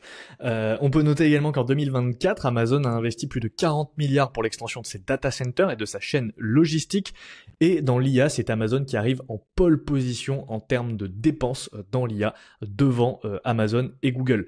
Elle ne verse pas de dividendes depuis sa création, elle en verse pas, peut-être que ça viendra un jour, et également elle ne fait pas de rachat d'actions. Ses actions en circulation sont en constante augmentation, l'actionnariat est dilué quasiment chaque année depuis son IPO, donc le nombre d'actions a doublé depuis son IPO. Voilà, c'est quand même un point à prendre en compte. Amazon, c'est pas une entreprise qui aujourd'hui est vraiment tournée vers ses actionnaires en termes de création de valeur pour ses actionnaires. C'est une entreprise qui est toujours un peu dans la phase start-up entre guillemets, dans la phase où on investit massivement pour développer la logistique, les produits et la croissance. En termes de dépenses en capex, donc vous le savez, on a deux ratios qu'on aime beaucoup, dont qu'on a déjà présenté un peu lors du deep dive Alphabet. Mais premier point au niveau des capex sur OCF. Donc OCF c'est l'operating cash flow. On a 62% pour Amazon. Donc en sachant que c'est le rapport de dépenses en capex par rapport à son operating cash flow, donc ça permet d'avoir une échelle de valeur et de comparer notamment avec d'autres concurrents. On peut citer Meta avec 38%, Microsoft avec 37%, Google avec 31% et Apple avec 8%. Ensuite, on a également le ratio R&D sur OCF. Donc les dépenses en R&D par rapport à l'operating cash flow. Ici pour Amazon, on est carrément plus élevé, c'est-à-dire qu'on a 100,8% de dépenses en R&D par rapport à l'OCF. Donc Amazon, c'est l'entreprise, c'est la Mag 7 qui dépense le plus dans sa R&D. Donc ça c'est un point qui pour moi est positif en tout cas. Ensuite, c'est suivi de Meta avec 54%, Google 44%, Apple 26% et Microsoft qui ferme la marche avec 24%. Donc Microsoft, au vu de ses dépenses, qui est probablement l'entreprise qui innove le moins. Donc conclusion, création de richesse pour l'actionnaire grâce à la croissance du cours de bourse, mais pas via le dividende et les rachats d'actions. Et Amazon est l'entreprise qui dépense le plus en capex et en R&D. Ouais, donc il vaut mieux qu'un jour elle fasse un peu de retour sur investissement d'une autre façon que le cours de bourse, parce que sinon, à un moment, ça va commencer à saouler un peu les investisseurs. Alors maintenant, pour aller un peu plus loin dans la compétence du management, hein, quelque chose qui n'est pas à prendre à la légère, et forcément, on va avoir donc la compétence du management par rapport à leur performance depuis qu'ils sont dans la société. On va prendre en soi donc le cours de bourse et notamment les free cash flow. Alors, le management, donc forcément, il va falloir présenter Jeff Bezos, le président exécutif. Donc, il a occupé le poste de PDG, donc président directeur général de 1994, la création, jusqu'en juillet 2021, date à laquelle il est devenu président exécutif du conseil d'administration. Donc c'est plus lui qui gère vraiment, il est plus dans les mains dans le cambouis, mais voilà, il regarde les axes majeurs, il va prendre les décisions avec tout le monde, il va faire en sorte qu'Amazon continue de suivre une voie qui l'intéresse et qui commence pas à partir en vrille. Donc sous sa direction depuis 27 ans, Amazon est passé de start-up à Magnificent Seven. Autant vous dire que ce n'est pas à prendre à la légère. C'est un visionnaire, c'est un entrepreneur de génie, en tout cas vraiment selon moi. Il est passé du e-commerce au cloud computing en passant par le streaming et aujourd'hui à l'intelligence artificielle. Jeff Bezos a scalé à fond sa boîte vers toutes les méga tendances, en tout cas une bonne partie. Et je peux vous dire que beaucoup d'analystes prévoyaient la faillite d'Amazon. Résultat du compte, aujourd'hui, c'est une Magnificent Seven. Ce qui est marrant, c'est que j'avais regardé un reportage pour préparer le deep dive et c'est un analyste très connu de Lehman Brothers qui disait qu'Amazon n'allait pas aller couler d'ici 2004. Résultat du compte, c'est Lehman Brothers, hein, une institution qui datait de plus de 250 ans, qui a fermé boutique. Donc désormais, Bezos est le président exécutif et continue d'influencer la vision stratégique de l'entreprise. Pour vous dire, donc depuis qu'il est dans la boîte, donc depuis sa création, hein, sa performance est absolument historique parce que le cours de bourse a fait plus de 254 000%. Là, je peux même pas vous dire comment ça fait de bagarre. Et le chiffre d'affaires, donc, il a grandi depuis 20 ans à un CAGR de 25%. Donc, ça veut dire 25% de croissance du chiffre d'affaires depuis 20 ans. C'est absolument colossal. Et le résultat net, il n'est pas à prendre à la légère non plus parce que depuis 20 ans, il y a un CAGR de 26%. Donc, on est limite sur des chiffres encore de start-up où la croissance bat son plein. Ensuite, donc, on va retrouver Andrew, Ouais, Andrew Jassy, donc c'est le CEO, c'est le remplaçant de Jeff Bezos. Alors Andrew Jassy, ce n'est pas n'importe qui, les amis. Il a obtenu son MBA à la Harvard Business School. On n'est pas sur de la petite école publique du coin. Il a rejoint Amazon en 1997, donc c'est le top, hein, il est là depuis quasiment le départ. Et en 2003, il s'occupe de la création d'AWS et dirige notamment cette section. Et d'ailleurs, cette section, comme on l'a dit juste avant, elle est numéro un en termes de part de marché dans le cloud. C'est la véritable machine à cash d'Amazon. En 2016, il est nommé PDG de la branche AWS. Et en juillet 2021, donc Andrew Jassy succède à Jeff Bezos en tant que PDG d'Amazon et prend donc la tête de l'ensemble des opérations de l'entreprise. Donc ensuite le Chief Operating Officer, donc le COO, John Felton, donc il a également un MBA à la Harvard Business School, il est chez Amazon depuis 2004 et il a commencé chez General Electric. Ensuite donc le directeur financier, c'est lui qui dirige le- l'argent de la maison. Donc Brian Hall Savsky, il a commencé chez Fisher Scientific en tant que vice-président des finances pour la logistique mondiale, donc toujours dans cet esprit logistique, hein, la base d'Amazon. En 2002, il intègre Amazon et occupe divers postes de direction financière comme vice-président des finances pour les opérations mondiales. De 2007 à 2010, il est vice-président des finances pour le commerce de détail en Amérique du Nord. Et il va gérer donc les acquisitions, il va superviser également les finances des sites web, des services aux marchands et des opérations de distribution. Et depuis 2015, il est au poste de directeur financier, donc CFO d'Amazon. Il est responsable des activités financières mondiales de l'entreprise, y compris de la fiscalité, de la trésorerie et forcément de la relation avec les investisseurs et de tout ce qui est donc l'audit interne, donc le CFO. Et d'ailleurs, les premiers free cash flow, donc le contrôle des coûts et l'efficience d'Amazon, c'est en partie grâce à lui. C'est expliqué notamment, je crois, dans la partie Amazon rubrique Investor et il y a tout un article sur lui où bah, c'est vraiment les autres avaient vraiment l'esprit comment dire ingénieur, l'esprit croissance développement et lui c'était lui qui était en mode les gars, faut pas oublier on est là, il faut gagner de l'argent et donc c'est lui donc les autres bah, ils inventaient plein de trucs et lui il était là pour dire OK ça, il faut faire ça pour gagner un maximum d'argent. Là, il n'y a pas besoin de 20 employés, on peut en mettre 10 et ils travailleront plus. Donc, c'est vraiment le contrôle des coûts poussé à son paroxysme. Donc, on lui doit quand même les premiers free cash flow d'Amazon. Donc personnellement, moi c'est tout ce que j'aime. Je pense que Hugo, toi aussi, il y a du skin in the game et il y a du management senior, hein. Tout le monde est là depuis au moins 2002, donc c'est vraiment, ils ont plus de 20 ans, ils ont plus de 20 ans d'ancienneté chez Amazon, donc ils sont vraiment dans la culture à fond du groupe. Donc c'est vraiment le top du top, hein, pour Tout à moi. fait.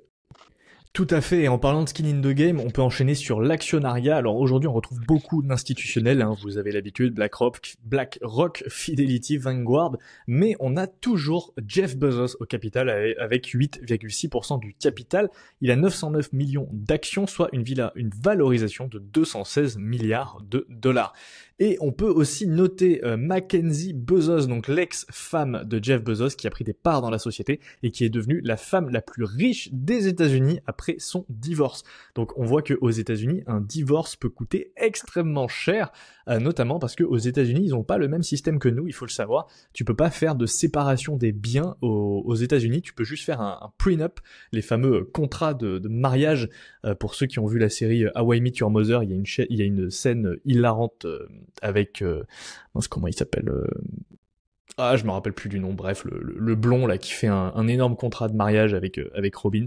Non, c'est pas avec Robin, c'est avec une autre. Mais bref, c'est aux États-Unis en fait les contrats de mariage ne valent rien et même si ils font un contrat de mariage, en général, la femme arrive toujours à gratter énormément d'argent lors du divorce. Donc c'est un point qu'il faut savoir aux États-Unis. Les divorces coûtent extrêmement cher et on a la chance en France d'avoir la séparation des biens. Tu m'étonnes, t'as vu, elle a Ouais. divorcé, elle a 35 milliards d'argent. 200 millions d'actions suite au divorce. C'est un truc de ouf. C'est ouf, hein. C'est ouf. 200 Et ensuite, au niveau des lignes exotiques, il n'y en a pas pour le coup, mais l'action Amazon est dans beaucoup de portefeuilles de gestionnaires de fonds. On peut noter Third Point, Berkshire Hathaway, Pollen Capital ou encore Eagle Capital. Alors pour ce qui est des avantages compétitifs, maintenant ce que vous attendez tous à mon avis, donc les fameux MOT. Donc déjà la notation de Morningstar, Amazon a noté Wide Economic, donc large MOT, c'est le top du top, il n'y a pas mieux. Donc le premier avantage concurrentiel, c'est tout simplement l'économie d'échelle. Déjà qui va se faire grâce à sa taille, hein. Il est quasiment en situation de monopole sur la plupart des segments qu'on a énumérés juste avant, parce que Amazon, c'est quasiment 40% des ventes en e-commerce aux États-Unis. Dites-vous qu'il y a à peu près 38 colis sur 100 qui sont générés par Amazon. Donc c'est absolument énorme. Il y a plus de 120 millions de produits disponibles sur la marketplace et j'avais trouvé ce chiffre, mais il y en a même sur certains sites qui parlent de 300 ou 350 millions de produits disponibles sur Amazon.com, ce qui est absolument colossal. Parce que dites-vous que dans un centre commercial comme Carrefour ou Leclerc, c'est à peu près 150 000 produits qui sont disponibles sur à peu près une trentaine de rayons, tandis qu'Amazon, bah voilà, c'est 120 millions de produits, donc vous comprenez la puissance d'Amazon. Et forcément, donc, l'économie d'échelle se fait grâce à sa taille, mais aussi sa logistique qui est ultra optimisée. Dites-vous qu'Amazon possède plus de 1500 centres de distribution dans le monde. Euh, et puis forcément, bah, qui peut prétendre avoir des livraisons par drone à part Amazon? Personne ne propose ce genre de service. Il n'y a que Amazon. Il y a également donc des investissements continus en plus de 100 milliards de dollars depuis 2010 dans ces infrastructures logistiques pour les améliorer et les agrandir toujours plus. Amazon utilise plus de 750 000 robots dans ses entrepôts. 750 000 robots, dites-vous, c'est 750 000 employés en moins, mais un robot travaille 24 heures sur 24, 7 jours sur 7. Il n'y a que lorsqu'ils sont en maintenance qui ne peuvent pas travailler. Et il travaille dans le noir en plus. Il travaille dans le noir, ouais. Ce qui permet de réduire les coûts et d'augmenter encore plus l'efficacité. Ils vont pas poser un congé maternité, les robots. Et donc ensuite, on va retrouver donc l'intelligence artificielle qui optimise les itinéraires de livraison et la gestion des stocks en temps réel. Tout à fait. Et on a ensuite un effet de réseau qui est extrêmement fort également chez Amazon. À moindre mesure, je pense, que chez Google ou chez Netflix, par exemple, mais on peut quand même noter que l'effet de réseau d'Amazon est monstrueux, tout simplement, puisque Amazon, c'est une plateforme. Donc ça, c'est un concept dont on avait un peu parlé dans le Deep Dive Alphabet. Encore une fois, je vous renvoie vers le magnifique livre Le prix de demain de Jeff Booth, qui explique très très bien cette notion de plateforme. Mais grosso modo, la plateforme, c'est tout simplement une plateforme, en fait, comme son nom l'indique, qui va mettre en relation des fournisseurs et des acheteurs. Donc ce qui fait que Amazon ne fournit pas tous les produits qui sont sur sa plateforme. On a expliqué, la majorité des produits proviennent des third-party sellers, donc des vendeurs tiers. Et là où l'effet de réseau rentre en jeu, c'est que plus il y a de vendeurs tiers sur la plateforme, plus il y a de produits disponibles, plus il y a de produits disponibles, plus il y aura de clients, et plus il y aura de clients, plus il y aura de vendeurs tiers qui voudront mettre leurs produits sur la plateforme, plus il y aura de produits, et ainsi de suite. C'est un effet de réseau qui se renforce et qui fait que la plateforme d'Amazon est la première plateforme de e-commerce mondiale. À savoir que 60% des ventes d'Amazon proviennent des vendeurs tiers, il y a 9,7 millions de vendeurs tiers sur la plateforme, et Amazon peut prélever jusqu'à 45% du prix vente sur certains articles, via notamment donc les fameuses commissions et les frais logistiques dont on a parlé, puisque en plus Amazon peut gérer la logistique de vos produits, vous les envoyez à Amazon et c'est eux qui gèrent l'expédition, donc c'est vraiment super intéressant pour les vendeurs. Alors ensuite, on va retrouver également le coût de changement. Donc ça commence à en faire des avantages concurrentiels, hein. On a retrouvé donc l'économie d'échelle, l'effet de réseau et donc le coût de changement, qui va se retrouver essentiellement dans son segment Prime parce que tout le monde veut la livraison en 24 heures, tout le monde veut avoir une multitude d'avantages pendant toute l'année et un service de streaming en complément. Pour moins de 10 euros par mois, c'est absolument énorme. Parce que, contrairement à Netflix, Netflix, d'ailleurs, c'est un peu plus cher pour certains abonnements, enfin pour la plupart, mais vous n'avez pas tout ce service qui va avec. Donc forcément, avec plus de 200 millions d'abonnés avec Amazon Prime et 98% de taux de rétention, la fidélisation est renforcée. Ça attire toujours de nouveaux vendeurs tiers. Parce que forcément, les vendeurs tiers voient que Amazon Prime génère beaucoup plus de cash, hein, plus du double par rapport à quelqu'un qui n'a pas Prime. Donc, ils se disent autant en profiter et proposer les produits.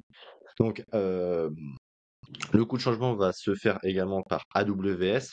Forcément, une fois que toute l'infrastructure d'une entreprise est basée sur un cloud, il est très difficile, très coûteux et risqué aussi de migrer vers d'autres serveurs. On en avait parlé dans le deep dive d'Alphabet. Netflix, Ethereum ne peuvent pas prendre le risque de changer d'opérateur, de changer d'infrastructure cloud. Ça serait beaucoup trop risqué. Ils peuvent pas se permettre un bug ou voilà, le mec qui veut utiliser Netflix, il faut que ça fonctionne. Et le coût de changement va notamment se faire dans le segment FBA qu'on avait présenté juste avant, donc le programme Fulfillment by Amazon, qui permet au vendeur tiers d'utiliser son réseau de stockage et d'expédition. Ça renforce son effet de réseau, mais surtout les coûts de changement. Les autres vendeurs passeront par FBA pour conserver et accroître leurs ventes, et dans le cas contraire, ils risquent de se faire manger par la concurrence qui aura accès à toute l'ingénierie d'Amazon. Donc vraiment, l'entreprise ne peut pas faire sur son propre site. Il faut, en tout cas, si vraiment elle veut que ça fonctionne, il faut qu'elle passe par un programme Fulfillment by Amazon. Une fois que l'entreprise est pieds et poings liés à la structure et à l'écosystème d'Amazon, donc la vente, l'expédition, le traitement de données et la plateforme d'e-commerce, il est très difficile et particulièrement coûteux de passer chez la concurrence ou de faire ça soi-même pour les TPE et les PME par exemple. Une fois que vous proposez vos produits sur le Amazon.com, vous ne pouvez pas dire à vos clients qu'ils ont l'habitude de commander leurs produits sur Amazon.com d'aller sur leur site personnel. Voilà, c'est impossible quasiment. Donc, ça renforce toujours plus le coût de changement. Et on va retrouver donc des actifs intangibles à moindre mesure, mais Amazon est une marque très forte. Et également, la base de données collectée est absolument énorme. Il y a des millions et des millions d'utilisateurs, j'ai envie de dire même chaque jour, d'Amazon. Tout à fait. Tout à fait, on va pouvoir passer à l'analyse quantitative. Alors on va essayer d'être assez rapide parce qu'au final les chiffres d'Amazon sont assez simples à présenter. Tu veux nous partager ton écran, Ouais. Jean? Donc, on se retrouve sur la partie donc analyse quantitative qu'on va voir assez vite quand même parce qu'on a donné quand même pas mal d'informations. Donc là, on voit sur l'évolution du cours Amazon face au S&P 500 est quand même plutôt pas mal parce que donc sur 5 ans, alors dividende réinclus, mais en tout cas pour le S&P 500 vu qu'Amazon n'en délivre pas, donc un très bon CAGR de 16,24% contre 12,65% pour le S&P 500. Par contre, la linéarité est vraiment médiocre, très moyenne, pour 0,32 face au 0,85 de l'indice américain. Donc ça veut dire que tout simplement, Amazon est beaucoup plus, beaucoup moins linéaire, donc beaucoup plus cyclique que le S&P 500. À savoir que sur 5 ans, donc Amazon a délivré une performance de 112,17% contre le S&P 500 qui est à 81,43%. Et juste pour vous donner un ordre d'idée, sur 10 ans, c'est absolument colossal parce que Amazon, donc dividende réinvesti, a délivré une performance de plus de 1000% contre 191% pour le S&P 500. La linéarité sur 10 ans est bien meilleure à 0,89. Toujours en deçà du S&P 500 qui est à 0,95. Par contre, la croissance du cours de l'action est absolument colossale, ça avoisine quasiment les 30% par an C'est sur monstrueux. 10 ans. Ouais, c'est monstrueux. Donc quasiment 2 fois plus que le S&P 500 qui est à 11,28%. Alors sinon, Et vous savez, 1000% de croissance du cours de bourse, ça veut dire un x10. Donc grosso modo, si vous aviez investi 10 000 dollars dans Amazon il y a 10 ans, vous auriez aujourd'hui 100 000 dollars. c'est plutôt pas mal. Alors pour ce qui est de la note quantitative, elle n'est pas super bien notée sur l'application, un 8 sur 20, une moyenne de 8 sur 20, donc c'est pas top. On a parlé des ROIC qui sont quand même en augmentation, hein, entre le 10 ans, le 5 ans et le 1 an. Les marges, elles sont pas forcément top, une marge brute de quasiment 19% et une marge nette de 8,04%, un capex qui est quand même assez important, 62%, des free cash flow inexistants sur 10 ans et 5 ans, mais par contre sur la dernière année, elle a craché un maximum d'argent. Alors juste pour aller dans la partie quantitative, donc on va se mettre sur 20 ans, ça sera plus parlant. Donc on voit que le chiffre Ça, c'est d'affaires est... magnifique, hein. ça, franchement, si je pouvais avoir Il n'y a toutes les pas une entreprises de seule année l'entreprise, de baisse. C'est incroyable. c'est un bordel, c'est un bordel. Donc depuis 2004, on était à 6,9 milliards de chiffre d'affaires généré et aujourd'hui, donc on est à 637 milliards. C'est absolument colossal. Dites-vous que la croissance des revenus sur 20 ans, on est à 25,38%. C'est absolument colossal. Il n'y a que 2022 qui n'était pas un très bon millésime, mais ça c'était pour toutes les entreprises de technologie, enfin en tout cas comment dire, qui touchent à l'informatique, etc. Le e-commerce notamment, qui était pas top. Juste pour se remettre ici, on va faire un tour sur les free cash flow. Attends, toi je sais que tu préfères les free cash flow par action, on va te faire plaisir. Donc les free cash flow par action en 2004, on était à 0,06 cents, autant vous dire on était à quasiment rien. Et en 2024, on était à 3,14 dollars de free cash flow par action. Et quand on n'est pas sur des bons millésimes, ça fait mal parce que en 2022 et 2021, on était à peu près moins 1,46 dollars de free cash flow et moins 1,66 dollars de free cash flow par action. Et juste pour vous donner en croissance, donc c'est assez cyclique, hein, encore une fois, parce que sur 5 ans, la croissance moyenne des free cash flow, on est de 7,45%. Sur 10 ans, par contre, c'est très bon, on est à 31%, tout simplement. Et sur 20 ans, par contre, on est à 22%. Donc c'est vraiment très bon. Pour ce qui est de la rentabilité, donc on voit, alors on va enlever le CAPEX sur OCF qu'on a déjà présenté. Donc la marge free cash flow est pas non plus énorme, hein. On est toujours en dessous de 10, d'ailleurs même de 10%. Pareil pour la marge nette qui est aussi entre donc la marge nette, on est à 8,5% en 2004 et la marge nette, on est à 9,29% en 2024. Donc c'est vraiment, on est dans le bas de fourchette, hein, que ça soit la marge opérationnelle, marge nette et la marge free cash flow, on est toujours en dessous de 10%. Il n'y a que la marge brute qui, elle, augmente parce qu'on était à une marge brute de 10,37% en 2004 et aujourd'hui on est à 47,29% en 2024 et on voit qu'il y a eu un gap à partir de l'année 2011, donc je pense que c'est à partir de là où les abonnements Prime ont commencé à cartonner et que AWS a commencé à vraiment être une source de revenus grandissante parce qu'on voit vraiment que quand le e-commerce rayonnait, enfin quand la marketplace rayonnait de 2004 à 2011, les marges brutes étaient vraiment pas bonnes, mais par contre à partir de là, ça a cartonné. Donc les retours sur capitaux, bon, ils sont un peu broken parce que c'est une Bah, attends, entreprise. juste enlève le ROE. Ouais, Si t'enlèves le ROE, hop. attends. Ah. Ouais. Bon, bah ils sont en Ouais, baisse. on a des retours sur capitaux quand même pas incroyables, hein. Ouais, de toute façon, ça s'explique parce que déjà, il n'y a pas de dividendes. Les actions en circulation, vous voyez, c'est la même croissance que le chiffre d'affaires. Donc pour moi, j'aime pas du tout. Comment dire, les actions en circulation en 2004, on était à 8 millions, non, 8 milliards d'actions en circulation. Et aujourd'hui, en 2024, on est à 10 milliards d'actions. Donc, moi, personnellement, j'aime pas du tout voir ce genre de chiffres. Les dettes, alors les dettes, on voit que c'est un business qui est endetté moyennement parce qu'on est à 1,91 de ratio dette sur EBITDA. Alors, les pas bons millésimes, on a dépassé les 3 en 2022, notamment à 3,65, mais on voit que c'est une entreprise qui ne s'endette pas non plus nécessairement énormément parce que sinon on est aussi vers les 1,50, les 1,91 de ratio dette sur EBITDA. Et juste pour finir, donc, les rémunérations en actions, le board a quand même tendance à bien se mettre parce qu'on voit que la rémunération en actions est quand même bien importante et malheureusement c'est au détriment des actionnaires parce qu'ils augmentent le nombre d'actions pour se rémunérer et non pas pour réduire la part du gâteau. Donc c'est un peu dommage. Donc le CAPEX, on l'a déjà présenté, 62%. Le chiffre d'affaires, la croissance est plutôt bonne. Sur 10 ans, on est à 23,1%.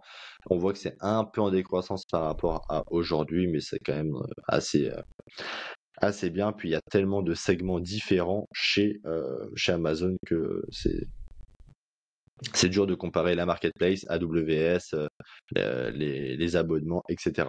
Par contre, on voit que les Mm. retours sur capitaux sont vraiment pas bons, que ce soit le ROE, le ROIC ou le ROCE, c'est quand même assez moyen. En tout cas, on n'a pas l'habitude d'investir dans des entreprises comme ça. Est-ce que tu veux rajouter quelque chose, Hugo? Non, non, non, écoute, pour moi, c'est bon. Ok. Alors, De toute façon, voilà, quantitativement, Amazon, c'est une entreprise qui est une entreprise de qualité, mais qui tranche avec les entreprises qu'on a l'habitude d'analyser, tout simplement parce que c'est un business model différent. En fait, c'est un business model qui a très peu de marge, qui génère pas énormément de retours sur capitaux, mais par contre, au niveau de la croissance, c'est monstrueux, surtout quand on regarde la croissance du chiffre d'affaires, on voit que c'est extrêmement beau, c'est extrêmement fort, et il n'y a pas une seule année de baisse, donc c'est vraiment impressionnant.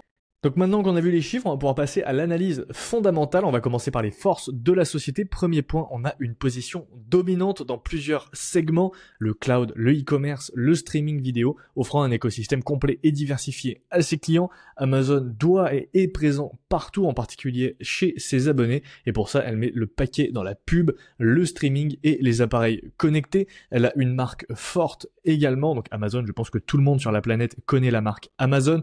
Une infrastructure logistique ultra optimisée avec un réseau d'entrepôts et de centres de distribution qui permet des livraisons ultra rapides avec notamment toute l'automatisation, la robotique et toutes les livraisons par drone, etc. dont on a parlé. Amazon, c'est le plus gros site e-commerce du monde, c'est le leader de la vente de détail en volume devant Walmart, c'est le leader du cloud avec AWS, c'est le troisième sur la publicité digitale derrière Google et Meta, Amazon, c'est également un moteur de recherche à part entière, puisque quand vous voulez rechercher un produit, en général, vous le faites sur Amazon et non sur Google. Amazon Prime permet de fidéliser les clients et de les inciter à dépenser toujours plus avec un taux de rétention de 98%. Sur le segment AWS et la publicité, les marges sont importantes et la croissance est souvent à 2 chiffres. Prime Video est le deuxième du streaming vidéo derrière Netflix. Tous les segments d'Amazon fonctionnent en synergie et permettent de se renforcer mutuellement, notamment grâce à l'abonnement Amazon Prime. C'est une machine à cash qui peut se permettre de réinvestir massivement en CAPEX et en R&D, et surtout, elle a un service client imbattable. Il n'y a aucun site e-commerce qui lui arrive à la cheville niveau service client. absolument. Bon, vous connaissez la musique, hein. S'il y a des forces, il y a également des faiblesses et je vais vous les présenter. J'en ai trouvé deux principales. Déjà, ça va être donc les marges faibles sur son principal segment en termes de chiffre d'affaires, donc ce qui représente quand même 287 milliards de chiffre d'affaires. Voilà, le e-commerce nécessite de gros investissements, des frais logistiques monstrueux, hein, faire transporter tout ça en avion, c'est pas donné non plus. Et forcément, tout ça, ça vient manger, ça vient grignoter les marges d'Amazon. Et forcément, bah, une concurrence qui réplique de son côté en élaborant une guerre des prix. Walmart va essayer de baisser encore plus ses prix, etc., pour bah, venir gratter des parts de marché à Amazon. La deuxième faiblesse, ça va être sa dépendance qui est assez forte à AWS pour sa rentabilité.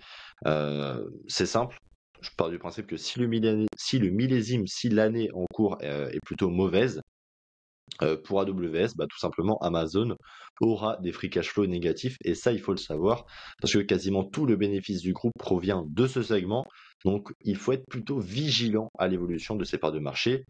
Si AWS se porte mal, alors, bah, faut le savoir, Amazon vacillera, ne pourra plus investir dans ces autres segments et aura des difficultés à honorer ses dettes.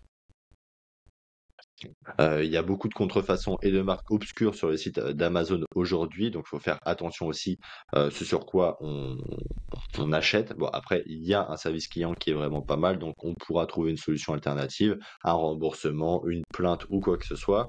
Et donc Amazon est une entreprise réputée low cost, ce qui peut l'handicaper pour se positionner sur des produits plus haut de gamme. Et on le sait, ce sont les produits haut de gamme qui rapportent le plus en termes de marge. Donc, voilà, ça peut être toujours un peu compliqué d'essayer de se réaxer ou d'essayer de pivoter sur des segments un peu nouveaux, donc du luxe ou du premium chez Amazon. Donc en général, qu'est-ce qu'on peut dire de tout ça? C'est qu'il y a une rentabilité qui est quand même assez moyenne, voire faible, particulièrement sur son plus gros segment en termes de chiffre d'affaires. Tout à fait.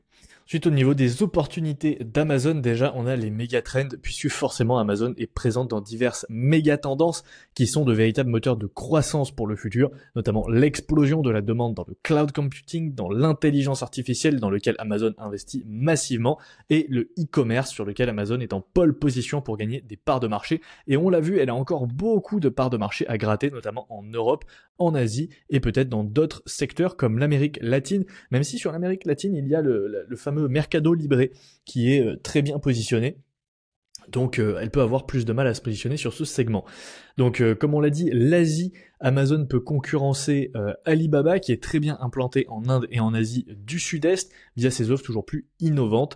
La publicité également, puisque avec la publicité, le trafic que génère Amazon chaque jour via ses différentes plateformes augmente et l'entreprise peut collecter des données précises sur ses clients et leur proposer une publicité ciblée qui leur correspond. Donc ça permet aux vendeurs tiers de réaliser plus de ventes et surtout Amazon possède tellement de données sur les produits et sur ses clients qu'elle peut proposer des publicités extrêmement ciblées et surtout beaucoup plus rentables pour les vendeurs. Et Amazon, au vu de son écosystème, a la capacité de concurrencer Google et Meta sans oublier que son marché publicité est en forte croissance, plus de 40 milliards de dollars de CA en 2024.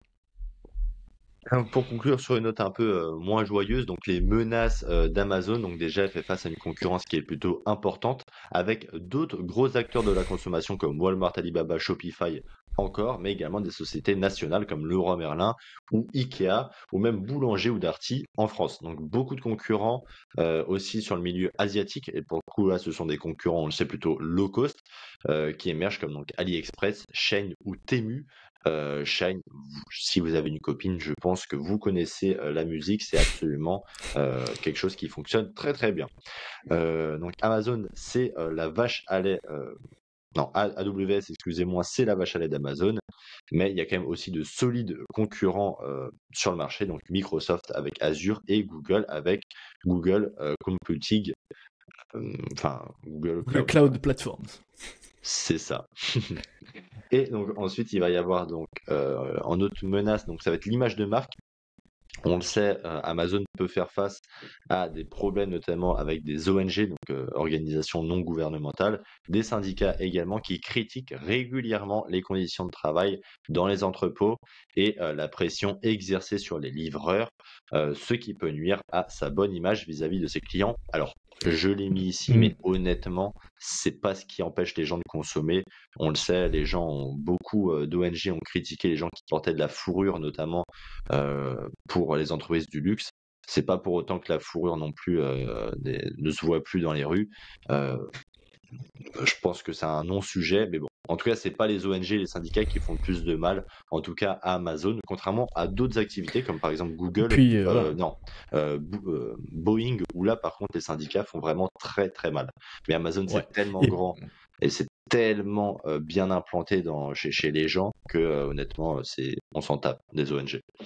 et puis plus il y aura de robots, moins il y aura de problèmes avec les syndicats, j'ai envie de dire. Ah mais il y aura des problèmes parce que du coup ça embauche plus. Il y aura toujours des problèmes de toute façon. Ah, salaud de riche. Donc ensuite, en autre menace, on va trouver des pressions réglementaires et notamment antitrust. Donc là, je pense que si on fait le deep dive de Netflix, de Meta, de Google, de Microsoft, on peut toujours mettre ce point-là. Voilà, les procédures qui sont répétées aux États-Unis et en Europe sur les pratiques donc anticoncurrentielles. Voilà, il y a toujours un risque de démantèlement d'Amazon en plusieurs entités, donc la marketplace, AWS, le retail, etc. Personnellement, je ne pense pas que ça arrivera. Mais bon, si vous investissez chez Amazon, si vous investissez chez Alphabet, il faut le savoir que ça peut arriver, un risque de démantèlement pour un peu, comment dire, éviter ce monopole. Voilà, comme toutes les big tech, il y a un risque de régulation antitrust qui existe. Il y a également des risques de cyberattaque et de fuite de données qui sont à prendre en compte, mais ces risques pèsent sur toutes les entreprises tech également.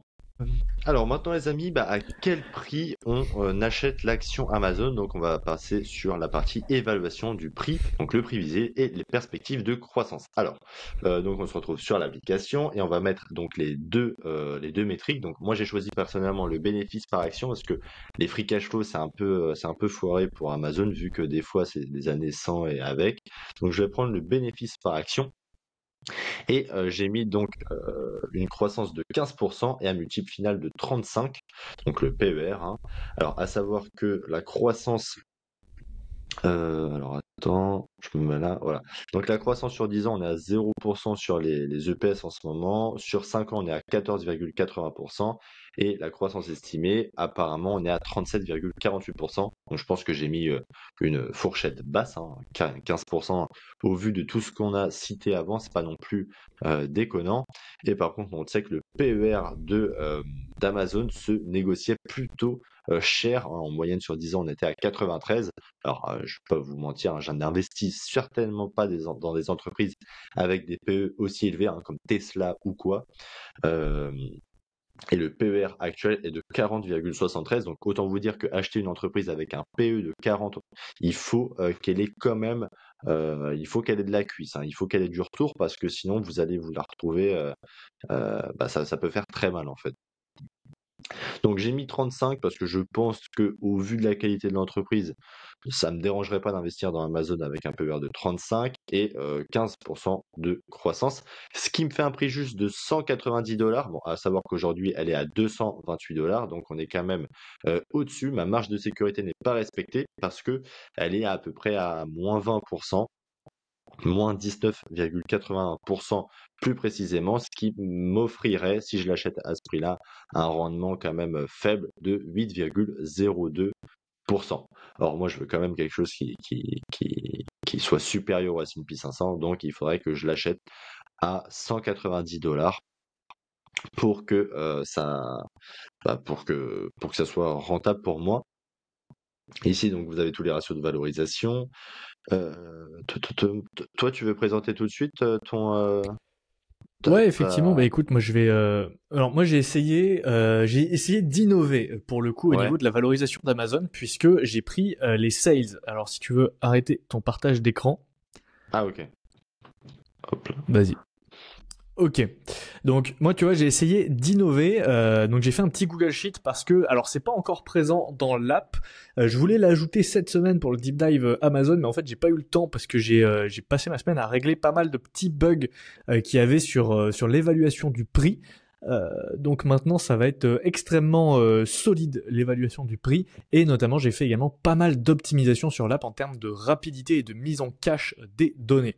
Mais bref, c'est pas le sujet. Et donc là, en fait, on se retrouve sur une évaluation du prix, non pas avec les bénéfices par action, non pas avec les free cash flow par action, mais avec les ventes par action, donc les fameuses sales, donc avec le fameux price to sales également. Puisque de la même manière qu'on peut évaluer la valorisation d'une entreprise avec le price to earnings, on peut aussi le faire avec le price to sales. Donc je vous partagerai, enfin vous aurez le lien en description sur ce fichier sheet pour ceux qui veulent le visualiser. Donc globalement ici on prend les ventes d'Amazon, donc 737 milliards, et on les divise par le nombre d'actions en circulation, donc 10 milliards. Globalement, ça nous fait des ventes par action de 60,91 dollars. Pour chaque action Amazon, vous aurez 60,91 de chiffre d'affaires. On applique un taux de croissance de 10%. Donc j'ai choisi 10% puisque c'est à peu près l'estimation des analystes et c'est également la moyenne qu'on a sur les 5 dernières années. Donc en sachant que sur les 10 et 20 dernières années, on est plutôt autour des 20%, mais sur les 5 dernières années, on est plutôt autour des 10, donc je préfère être conservateur et partir sur 10% par an. Donc si on part sur 10% par an, on voit que les ventes donc en année 0 sont à 60,91, les ventes par action, donc c'est les ventes actuelles, et on arrive en année 5, en ayant donc les fameux intérêts composés, à 98,10 dollars de ventes par action. Ensuite, on va utiliser le price to sales pour calculer le prix. Donc le price to sales, c'est le même principe que le PE, on divise le prix par les ventes par action. Donc ici, on a actuellement un price to sales de 3,8 pour Amazon et on a une médiane à 10 ans de 3,29. Donc aujourd'hui, on est légèrement supérieur à la médiane historique, et donc personnellement, j'ai choisi de prendre la médiane historique, à savoir 3,29 pour le price to sales. Donc ensuite, on multiplie tout simplement 98,10 par 3,29, ce qui nous donne un prix final auquel se peut être valorisé l'action dans 5 ans de 322,76 $. L'entreprise aujourd'hui est à 228,68 $. Donc si on l'achète au prix actuel, on aurait un rendement de 7,13% par an sur les 5 prochaines années. C'est pas suffisant. Nous, on vise 12% par an, vous le savez, pour battre le S&P 500. Donc ce qui nous donne un prix juste de 183 $. Donc au final, c'est assez intéressant parce que en prenant les EPS ou les ventes, on arrive à peu près à la même estimation avec Jean, sachant que moi je suis un peu plus conservateur sur le prix juste, mais à quelque chose près, voilà, entre 180 $ et 190 $. Ça serait une fourchette assez intéressante et on serait à moins 24, moins 25% de marge de sécurité. Donc selon ton hypothèse, moins 20%, selon la mienne, moins 25%. Donc globalement, on peut dire que le prix juste d'Amazon se situe entre 183 et 190 $. Donc aujourd'hui, elle est un peu trop chère. Elle est un peu trop cher malheureusement, mais on voit que quand même, tu vois, si on se remet sur l'application, euh, ah oui, non, non, ça attends. Nanani, arrêtez le portage. Si on se remet sur l'application, elle était quand même à des prix assez raisonnables, assez vite, parce que, alors on va se mettre dans l'onglet résumé, hop, et tu vois, 190 $, ça veut dire que techniquement, l'année dernière, tu vois, on était jusqu'au 5 avril, quasiment dans des fourchettes de prix plutôt raisonnable pour Amazon, donc on aurait pu profiter de l'acheter vers ici. Alors c'est pas des conseils Ouais. d'investissement, hein, vous ruez pas dessus dès qu'elle atteindra les 180 $, mais en tout cas, on voit qu'elle était quand même accessible en 2023, ça c'est sûr, mais même en 2024, donc l'année dernière, jusqu'au milieu de l'année dernière, et puis Mm. même ouais, en septembre, elle était, on pouvait la toucher pas forcément très cher. Donc Tout à fait. Si vous l'aviez acheté au plus bas en 2022, vous êtes plutôt bien aujourd'hui. tu m'étonnes, tu m'étonnes. Écoute, on peut passer On à la peut conclure. conclusion. Bah On peut écoutez, conclure. Qu'est-ce que tu penses d'Amazon, Jean? moi ce que je peux en dire, c'est que c'est une entreprise déjà avec des fondamentaux qui sont absolument magnifiques. Et avoir une entreprise avec des aussi beaux fondamentaux, que ça soit actuel ou même, enfin, on imagine très bien Amazon dans 10 ans. Et là, pour le coup, tu sais, ça prend vraiment tout son sens quand Buffett il nous dit on investit dans des entreprises où si la bourse ferme 10 ans, bah oui, tu vois, je pense qu'Amazon dans 10 ans, elle est encore là et elle sera encore plus forte.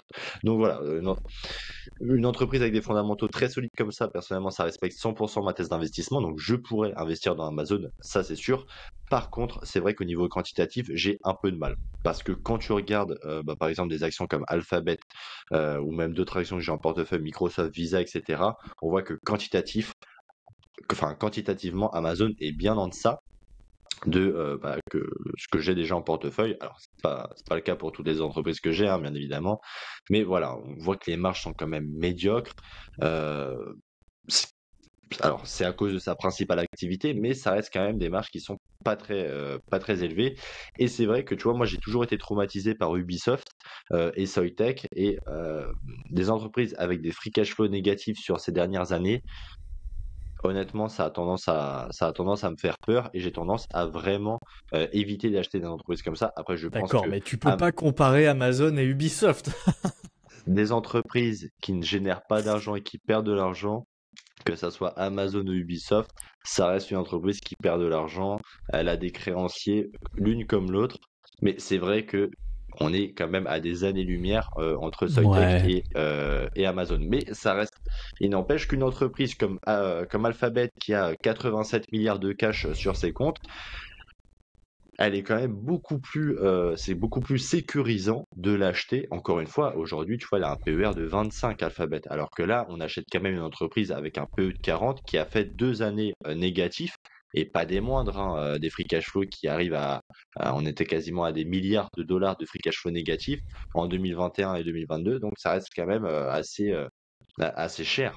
Donc je pense que ça, faut quand même le pricer en tout cas, faut le prendre en compte lors de notre achat. Personnellement, c'est vrai que j'ai un peu l'impression qu'Amazon, c'est le colosse au pied d'argile. Alors, je suis peut-être un peu dur sur l'entreprise, mais elle vit ou elle a tendance à survivre grâce à son segment AWS qui est de plus en plus et de plus en plus sur la publicité aussi, qui sont ces deux segments qui génèrent le plus de cash et avec la meilleure visibilité aussi, vu que c'est souvent sous base d'abonnements et de contrats de plusieurs années. Mais tu vois, j'ai vite l'impression que si AWS commence à perdre des parts de marché au profit d'autres acteurs qui sont très bien implantés et de mieux en mieux, comme Google Cloud par exemple, ou Azure qui est quand même assez bien, hein, même si nous on l'utilise pas, bah, j'ai tendance à avoir cette impression que voilà, si Amazon commence à péricliter sur son AWS, ben, elle risque d'être vite dans le négatif au niveau de ses free cash flow parce que vu qu'AWS c'est la vache à traire, enfin c'est pas la vache à traire, mais c'est la machine à cash d'Amazon, elle est quand même vachement dépendante de ce segment-là. Donc personnellement, Amazon, ça reste des fondamentaux ultra solides, donc je vais la mettre dans la watchlist, mais au chaud. Parce que je ne pense pas que je pourrais l'acheter à ce prix-là, en tout cas à $228, ça c'est sûr. $190, pourquoi pas, mais je pense que je vais réviser mes prévisions de croissance et encore les diminuer parce que on voit quand même que tu vois en phase de baisse, en phase de marché un peu pessimiste, même si j'aime pas trop faire des analyses de cours, tu vois, mais on est quand même sur des Amazon vraiment pas chers. En 2023, on était à 120 dollars, $150. Au plus bas de 2022, on était à 83 dollars. Donc là, tu vois, le marché il bat son plein, mais contrairement à des Google ou des Microsoft, si le marché a tendance à ralentir, une récession, une guerre qui s'amorce, etc., à mon avis, Amazon, tu peux l'acheter vraiment pas cher. Donc, Mm. personnellement, je la mets dans la watchlist. Je pense que vers 190 dollars, 170 dollars, je pourrais commencer à l'acheter, ou en tout cas à ouvrir une position dessus. Mais là, je préfère profiter de la croissance d'Amazon via mes ETF, donc S&P 500 et le LQQ que vous connaissez, donc le Nasdaq x2. Voilà. Mais en tout cas, je pense que vraiment, c'est une entreprise qui a de très, très beaux jours encore devant elle. J'aimerais bien être actionnaire d'Amazon, mais c'est vrai que quantitativement, tu vois, des actions en circulation comme ça, pour moi, c'est red flag d'habitude. Donc, j'ai tendance à m'en écarter. Mais bon, encore une fois, ça reste Amazon. Et toi, Hugo, Tout à fait. dis-moi à peu près, enfin, Bah écoute, ce que t'en penses. je pense que tu as à peu près tout résumé. Je suis à peu près du même avis que toi. C'est vraiment une entreprise excellente. C'est vrai que quantitativement, il y a des lacunes. Ça change d'un Alphabet quantitativement qui est juste magnifique. Mais elle a quand même un business model monstrueux, elle a une croissance du chiffre d'affaires monstrueuse, c'est l'entreprise qui génère le plus de cash au monde enfin c'est l'entreprise qui a le plus de chiffre d'affaires au monde, donc c'est monstrueux.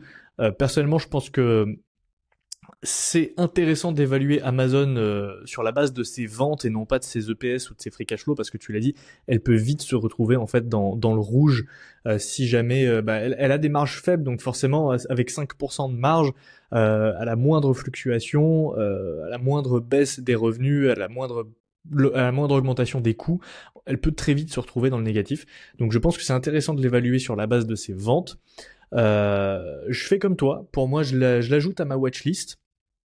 Elle rejoint ma watchlist au chaud, et si elle atteint des niveaux de prix autour des 180 dollars, je pense que je mettrai une petite cartouche dessus. Surtout que je pense que Amazon peut vraiment devenir une machine à cash à l'avenir, surtout quand elle atteindra un niveau de maturité suffisant où elle commencera à s'orienter vers ses actionnaires, à faire du rachat d'actions, à verser un dividende. Je pense que là, ça peut vite devenir extrêmement intéressant. Donc si c'est une entreprise qu'on achète aujourd'hui, dans 20 ans, ça peut devenir le prochain Walmart et ça peut te verser ta retraite en fait, tout simplement. Donc ça peut être aussi très très intéressant. C'est Voilà. clair. Donc personnellement, si je vois une opportunité, j'achète. J'achète et je me renforce dessus. Non, mais bon, t'aurais tendance à quand même privilégier une marge de sécurité assez importante, non? Au vu de quantitativement, Ouais. elle est quand même, C'est vrai que voilà.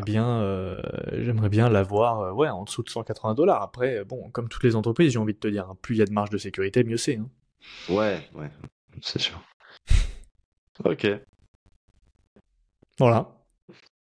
Et voilà, on arrive à la fin de cet épisode. On espère que ce podcast vous a plu et que vous avez appris quelque chose d'utile d'aujourd'hui avec nous. Alors avant de partir, un petit rappel, vous pouvez nous retrouver en tapant Focus Fondamental Podcast sur toutes les plateformes de podcast et même Amazon Podcast si vous le souhaitez, ou encore YouTube et Instagram. Si vous avez apprécié le contenu, n'oubliez pas de vous abonner pour ne manquer aucun épisode et de laisser un like et un commentaire pour nous dire ce que vous en avez pensé. Je pense que vous avez peut-être Amazon en portefeuille ou vous comptez vous aussi l'acheter. Donc n'hésitez pas à nous dire votre ressenti sur cette action. En tout cas, merci à tous de nous avoir écoutés. On se donne rendez-vous tous les lundis matins à 8h pour le prochain épisode. Prenez soin de vous et de vos finances. Salut Hugo, salut à vous. Ciao. Ciao, salut Jean.